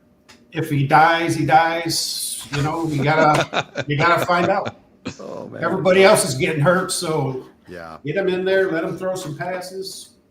Yeah, Joel in Ohio, good stuff, bringing Joel. it. Thanks, Joel. I do think that, in fairness, too, like if you look around, because we don't religiously like follow the rest of the league, but if you look around, the Vikings are in a boat that a lot of teams are. Like there's a bucket full of these teams that had aspirations and nothing was going to go wrong, and it has. The most impressive one to me, and I believe they had something like, was it 13 or was it 19 guys that could have played that weren't able to play on Thursday night? The 49ers. Yeah. Like they're, 4-1? Their receivers, I think, are all gone. Their quarterback is gone. Now, the advantage that they have is they might have a lineman out, but they don't have, their offensive line is not in shambles. Nick Bosa is gone for the season. Like, if you look at what Shanahan has done there with a backup QB, who, by the way, looks really damn good right now, but like that to me is the most impressive display of this is why you don't lose hope completely. And that win at the Rams, who are one of the better teams in the league, is probably, if you cobbled together like all the injured 49ers schedule so far and the injured Vikings, I'd say the Niners going into Los Angeles and winning that game, it's not the hardest road environment. They're being accused of pumping in fake sound because fans are so obviously just sitting on big third downs and not making noise, but there's still this noise coming in. Yeah. But that's a really good team playing at home. I think that's the most impressive win. And there's been a lot of sort of what about isms with, well, what about the Niners? What about they're doing this over here? What about, well, yeah, the Vikings are, the Niners have overcome a lot of injuries and they've started, it's 4-1, right? 4-1. 4-1. Yep. And the Vikings have overcome probably even more injuries and they've started 3-2. And the Niners do it because they have an incredible head coach and he has yet to win a Super Bowl. But Kyle Shanahan is one of the best head coaches in recent NFL history to not win a Super Bowl. And the Vikings are overcoming in part because they have some good coaches. They've got Kevin O'Connell and they've got Brian Flores. And have those guys been perfect? No. Has Kyle Shanahan been perfect? Probably not. Mm-hmm. Kyle Shanahan also, I think, pretty widely regarded as an even better coach than Kevin O'Connell, just the resume that he's built up. So, Shanahan has done a great job scheming and coaching around some big-time injuries. And so has Kevin O'Connell through the first 5 weeks. I think the one thing that the Vikings have probably learned, though, now is, and they've done this before, so it's not unprecedented, but I think the one thing is, in my opinion at least, there is a substantial, as far as the QB rehab school list goes, right? Mac Jones, like if you could go do it all over again, forget Sam Howell, forget Carson Wentz, let's just go back and say, you got a quarterback who missed a year, he's young, we're a little bit concerned he gets banged up, right? Like where are the Vikings right now as far as how they look with Mac Jones? Do they beat Pittsburgh? Because I do think Mac Jones, Kyle Shanahan, Kevin O'Connell get in cars and drive them about as far as they can go before they fall apart. The Wentz car, I think, falls apart fairly quickly. The Mac Jones car, though, looks pretty damn good. So I do think we've all learned, including the folks at TCO Performance Center, a lesson about, hey, we like McCarthy, but he gets hurt a lot. Why don't we pay you a little bit more and you come join our team? Yeah, I think I don't know if the Vikings had a conversation with Mac Jones or if that was an option at all, but I also think they probably wanted someone that has a little more of a track record, and like Daniel Jones has just been in the league longer, and he had been in their system for a month and a half. Carson Wentz at least is 10 years in the league, and maybe they wanted something more like that behind JJ McCarthy. But do you think that they would be 3-0 with Mac Jones? They're 2-1 with Carson Wentz. Do you think they'd be 3-0 with Mac Jones? I think they'd probably be 2-1 with Mac Jones. If the version I'm seeing of Mac Jones right now, it would have translated, let's just say that as far as QB rehab school goes, that O'Connell is right there with Shanahan. I think they beat Pittsburgh. Yeah, I think they do. They do. That's possible. Oh, maybe Mac Jones doesn't dagger the Browns in the fashion that Carson Wentz did. Hey, Carson Wentz, that last drive, I'm not going to rip him for that last drive, man. Far from it. That was a very impressive. That was a hell of a pass. That pass was a hell of a pass to Addison. Let's get to at least a couple more here on Vikings Vent Line. Let's go to Alex next year. Alex, you're on Vent Line. Hey, guys. I'm calling in from the Chicagoland. I have a feeling this could turn out to be a catastrophic victory. Yeah, I know, right? Catastrophic victory. And wins are hard to come by in the NFL. So I want to give them, credit for getting out there and getting a victory today. But if it gives them any pause about whether it's time to test out JJ McCarthy and actually bring him back, it could be one of those that we look in the future, we look back and say we missed an opportunity to really figure out what we have while we had the time to figure it out. And the wins that we have right now are, unimpressive fool's gold wins. I mean, beating the Bears when they were still trying to get their offense figured out, beating the Bengals without Burrow, beating the Browns today with a rookie making a first-time start. It just feels like one of those seasons where we're always going to be floating around 500. But this regime has demonstrated, if you think back to the Danielle Hunter last season, that sometimes they feel like there's more there than there really is. So I almost think that a loss might have actually been better for us, just to kind of close the chapter on trying to salvage this season and move on to JJ. Interesting. So my thought on that is, I think if JJ doesn't start against Philadelphia and he has been privately cleared to play, I don't think it's like, well, Wentz let us back against Cleveland and he gives us this great chance. I think it becomes way more of a concern about this is what they think about McCarthy right now. Like, to me, the conversation, if it was reported and we learned that McCarthy had essentially been benched, I don't think at this point, after seeing what we've seen for 3 games, that it's like Carson Wentz is the answer. Boy, do we have to start him. I think it's far more of a conversation about you don't trust McCarthy to start, which is a whole different conversation. So I guess I don't land in the catastrophic win because they're going to get on the plane and say Carson Wentz is our guy. I'd say not to dunk on Alex here, but I feel like there's hypocrisy built into the bookends of his take, because the first end of his take was that this could be a catastrophic win because it prevents you from looking more at JJ McCarthy. But then he called the wins against Chicago and the other wins, but the Chicago win was lumped in saying it's fool's gold. Well, JJ McCarthy was the reason why they brought the offense back in that game in the third and fourth quarters with the 3, I think it was 21 points in the fourth quarter to win. So I don't think you can build a take around we need to see more JJ McCarthy and it's critical that we need to see more JJ McCarthy and then dismiss what we saw in the fourth quarter of that Bears game as being fool's gold. I don't think those two things can live in the same universe. And I also wouldn't call this win over the Browns fool's gold. Is it as good of a win as walking into Los Angeles and beating the Rams like the Niners did the other night? No, not necessarily. Is it like maybe beating the Eagles? What if you hand the Eagles their first loss on in 2 Sundays from now? Mm-hmm. That obviously would be a better win. But the Browns beat the Packers. The Browns have an awesome defense, and you had a bunch of backups in, as we've talked about for the last 2 hours, and you averaged almost 6 yards of play offensively, and your defense came back from a couple little, gashing drives that they got served some Judkins in full dose, and they pitched a shutout for the last 5 drives. Like, if you win games in the fashion that they won in the fourth quarter against the Bears and the fourth quarter against the Browns that keep your season afloat at 3-2, right? I don't think you can call it fool's gold. I think it speaks to the nature of Kevin O'Connell teams to win games that are close late. It's not an accident that the Vikings are awesome in close games under Kevin O'Connell. It's baked into who they've become. If you want to start to like do that too, that game in this league is dangerous because that means that the Steelers beating the Vikings was fool's gold on their part. Like we could go through that because you have injuries right and left and things like that. It becomes very, very difficult to parse apart what's a real win then and what's not. So yeah, and then Will. Let's go to Will here.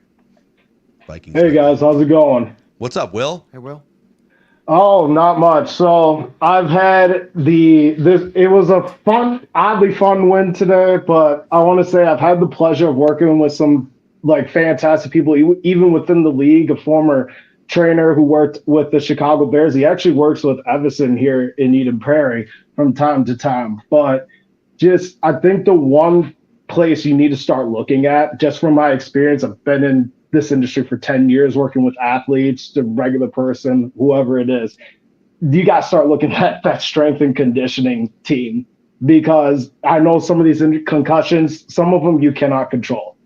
But looking at some of these injuries, they are a decent result of what is the recovery looking like for this team? What are you doing with these players after each practice to help them recover? What are their workouts looking like to help them take the force that they're getting out on the field? Because it just, something is not adding up and somebody needs to audit this strength and conditioning team. So, but Will, so that's funny that you broach this topic, because a year ago they were being lauded because they actually didn't have guys hurt.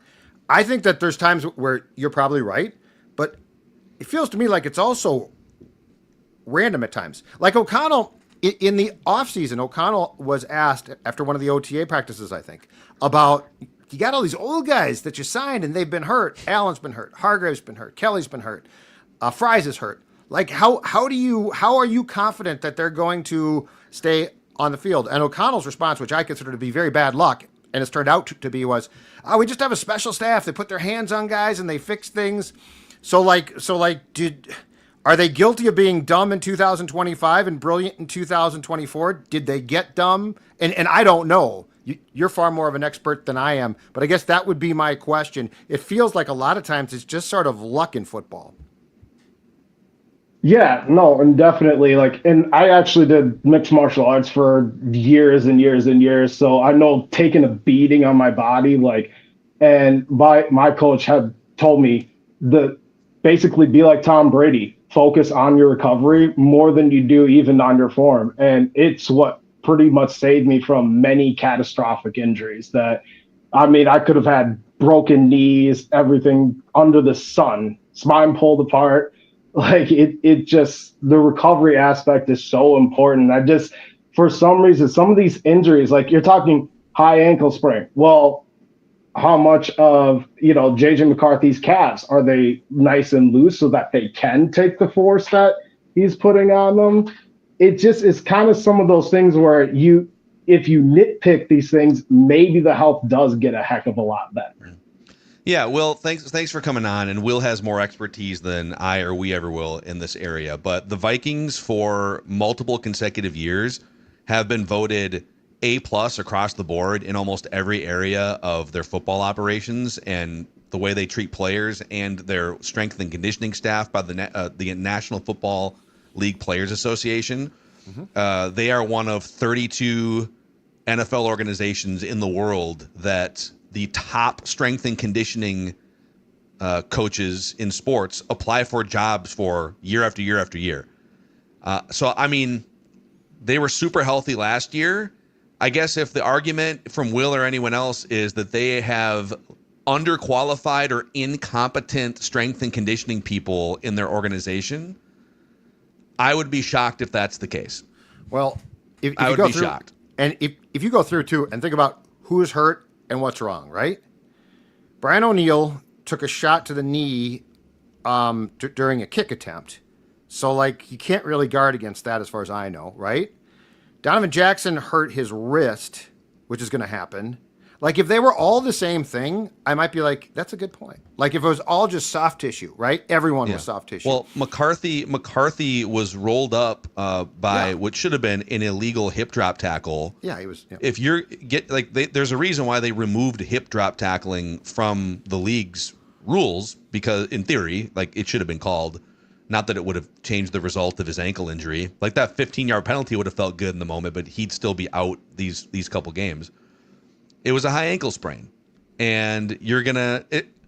Do I think if it was Patrick Mahomes in the playoffs, which this actually happened a few years ago, does he try to play through a high ankle sprain? Yeah, probably. Do they let him? Sure, but he's not. He's JJ McCarthy. He's never done this before, so they're gonna try to get him back close to 100%. And he's probably going to miss a game or two more than maybe the average quarterback would, because they're not going to throw him out there less than 100% when he's trying to learn the game for the first time. The other thing is, and it's like I'm being painted a homer here, positive Phil. They won the game by any means necessary. Win the game. They racked up 6 yards of play with one of the worst offensive line situations in the league.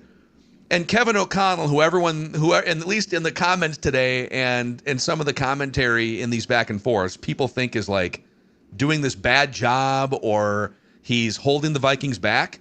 With that win today, Kevin O'Connell is now 37-19 in the regular season for a .660 winning percentage, which averages 11 wins per 17 games. With Sam Darnold, with Carson Wentz, rookie JJ McCarthy, Kirk Cousins, who a huge chunk of the fan base recognized as this sort of mid-tier starting quarterback, maybe sometimes close to top 10, right? It's year by year, he's just kind of, they're trying to figure out their offensive lines, they're trying to figure out their quarterbacks. Meanwhile, this team is operating at an 11-win pace. Terrible coach. What a bad job he's been doing for the last 4 years here. I have not seen a lot of KO slander. So, I mean, people are upset because the game wasn't, they wanted more decisiveness, which was, by the way, not going to happen in this game. But yeah, I mean, O'Connell, look, there are certainly things to nitpick about play calling at times and stuff like that, and that's fun. But there's not a lot of coaches that you would blow out today, or O'Connell blow out to get him. Wes Scott Pines, is Phil auditioning for a job at KFXN Radio? I already had one time. Okay. It's great. It's a great time. I love the KFXN. No, folks are like, why do you say that? That's because it's really their name. That's what it is. Those are the call letters, right? Really legally, right? Yeah, SeatGeek, if you want to watch this Vikings team in person, or if you, whether it's in Minnesota or anywhere, SeatGeek is where you can get tickets. And a special offer too. So maybe you've been really wanting to come up to US Bank Stadium, or you're trying to catch the Vikings on the road.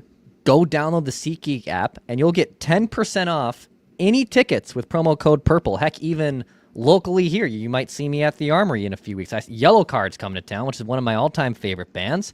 They're on there. You can go to the SeatGeek app on the App Store, the Google Play Store, download it, and use promo code PURPLE10 for 10% off any tickets. Shout out to SeatGeek for helping us out here on Purple Daily. Also, here on Purple Daily, we are pumped to team with FVP Auto Parts and Menards this season. Menards is your go-to shop for FVP auto parts, including FVP -50 RV and marine antifreeze. I know it's like 80 degrees in the Twin Cities today, but it will be winter before too long, and this is a great time to winterize those summer toys with FVP RV and marine antifreeze. Boats, RVs, cabins, swimming pools. Just think about all the things that you would be in the market to winterize. And this product is formulated to protect up to -50 degrees Fahrenheit. So head to Menards and stock up on FVP antifreeze, because performance matters on the road and beyond. All right, dudes, we're down the back stretch here. We're late fourth quarter of Vikings Vent Line here. Here's a takeaway for you, and this game is not over yet, but as we look at the post-bye schedule, that Ravens game gets juicier and juicier. They're currently trailing 24-3 at halftime at home to the Houston Texans. Yep. That defense just continues to be the worst in the NFL. And if Lamar plays against him, it'll be like his first or second game back, right? Like he's out now for I think at least 3 games or something. So yeah, I think that there is a definite possibility that compared to the schedule when it came out, that 4-game stretch is still tough. Don't get me wrong, but I do think that there are some things to talk about. Philadelphia is playing here. They're a better team than the Vikings, but they've had some problems. Their passing game sounds like it's all jacked up, right? Baltimore, you just talked about. And I would think that if you put, 41 points or 48 points on the Bengals, like Baltimore's defense is reeling right now. So you could put up points against them. And the Chargers game, I mean, if Alt is out, which I expect, that he is a stud. Well, he was a right tackle, left tackle. So talk about offensive line problems. The Chargers have that. Do I think the Vikings are going to be favored against the Chargers? No. Do I think we can talk more realistically about the fact the Vikings, if they have some guys back, will be competitive? Yes, I do. Yeah. And the Eagles are, these are halftime scores. A lot of the people that are consuming this on demand are going to be already see the results, but the Eagles are kind of grinding it offensively. They are throwing the ball today a little bit more against this Bronco defense, but Saquon Barkley has yet to really get going this season. I remain bullish that Eagles game at home is gettable. You're coming off a bye. If you get 2 or 3 pieces back healthy, yep. And the Eagles have been playing all these close games, that could be a slip-up game for Philadelphia. So, yeah, but it does require another offensive lineman or 2 being healthy. Like Donovan Jackson being back would make me feel a lot better. Brian O'Neill coming back would make me feel a lot better. Yeah, I think Jackson comes back for that game. And so you got Fries. So the question is, who plays center to me, too? Mm-hmm. I think you can get away with O'Neill being out if Darrisaw's back at left tackle. But my question is, do you go acquire a center who can step in and play? Because if you do, that's going to make a world of difference. And just to be very clear here, I think for McCarthy's sake, you really want that, right? Like if Juergens is back, because he's out with a hamstring. If Michael Juergens can come back and you're like, okay, kids, go get him. That's a tough ask. But I also think that there is a path to possibly explore here on a show in the future. If the Vikings can continue to pull out some games, this would be O'Connell, his best coaching job. I know that things have looked great before, but last year, until Darrisaw got hurt, he had his team, right? Like for the most part. And Darnold was great, and that's a credit to O'Connell. But to me, it's like what Shanahan is doing now. If O'Connell can win games, I'm actually more impressed by that because these are games where it's harder to win. I get that. And you're back to like Carson Wentz at QB. So I think there is a conversation if the Vikings can string together some wins about the job that he's doing, just like he did in 2023. Now it came off the tracks there. But I mean, he did will that team to some really ugly, unexpected wins. If they did get to 4-2 with a win over the Eagles, would you be ready to call that a miracle yet? If you beat Philadelphia, I'd be a lot closer. I'd be a lot closer. You know what? It depends on how you fare through those 4 games. Because they're still tough. I think 2-2 would be as you're getting back healthy and you're reintroducing JJ McCarthy. 2-2 feels like okay, because if you went 2-2, let me pull up their full schedule. You'd be sitting 4-3, or no, 5-4, right? Yes, you're 3-2 right now. Yes, 5-4. So it's Eagles Chargers. I mean, could you split the Eagles Chargers games, and then maybe you lose at Detroit, you beat Baltimore at home. Yep. Jackson's probably back by then, but like their defense, you can score on their defense. And so you would be 5-4 hosting Chicago in week 11. Yep. Favored to be 6-4. And then it gets at Green Bay, at Seattle. I'm just gonna pick these. Okay, then you're 6-6 if you lose those 2 road games. Yeah, at Seattle. But these NFC East games, home against Washington, these are tough. These are tough games. But you'll likely be favored home against Washington or close to a pick'em. Yep. At Dallas, at New York, there are absolutely 9 or 10 wins on the schedule. I'd say hold this 2-2. thought because we should be picking the schedule for an episode next week during this bye week. Okay. seems like a great exercise. Now we're entering the bye. We have Declan's some like, openings everyone here. shut up. Everyone shut up. Don't say what you're thinking. Don't give away the show. Yeah, don't give away the show. I think this is a great episode. Let's pick the schedule. Let's see what they got. Okay. Yeah. All right. Post-bye picking of the schedule. Quality control, coach. Quality control. If you've made it this far, if you're one of the 3,000 people who are still here, thank you. You guys are awesome. You listen to us fight. You listen to us dissect this whole thing. Click that subscribe button if you haven't, and that like button on the Purple Daily YouTube channel. Chef Dex, are you ready to fire up a Pie Chart of Praise tomorrow? Yeah, first one all season. I haven't done one yet because I had Sunny on week 3, and then you guys had it. So my first delayed pie of the season coming at you tomorrow. I'm excited. And then we'll give our hottest Vikings takes. We'll have our NFL takes episode, and there's a lot of crazy things shaping up here. And we'll have a lot more just going into the bye week too here. So for the Sports Dad, for Dex, I am Phil. And this is Vikings Ventline on the Purple Daily YouTube channel. We just want the Vikings to win a Super Bowl before we die. And it's probably not happening with this offensive line, but we'll see.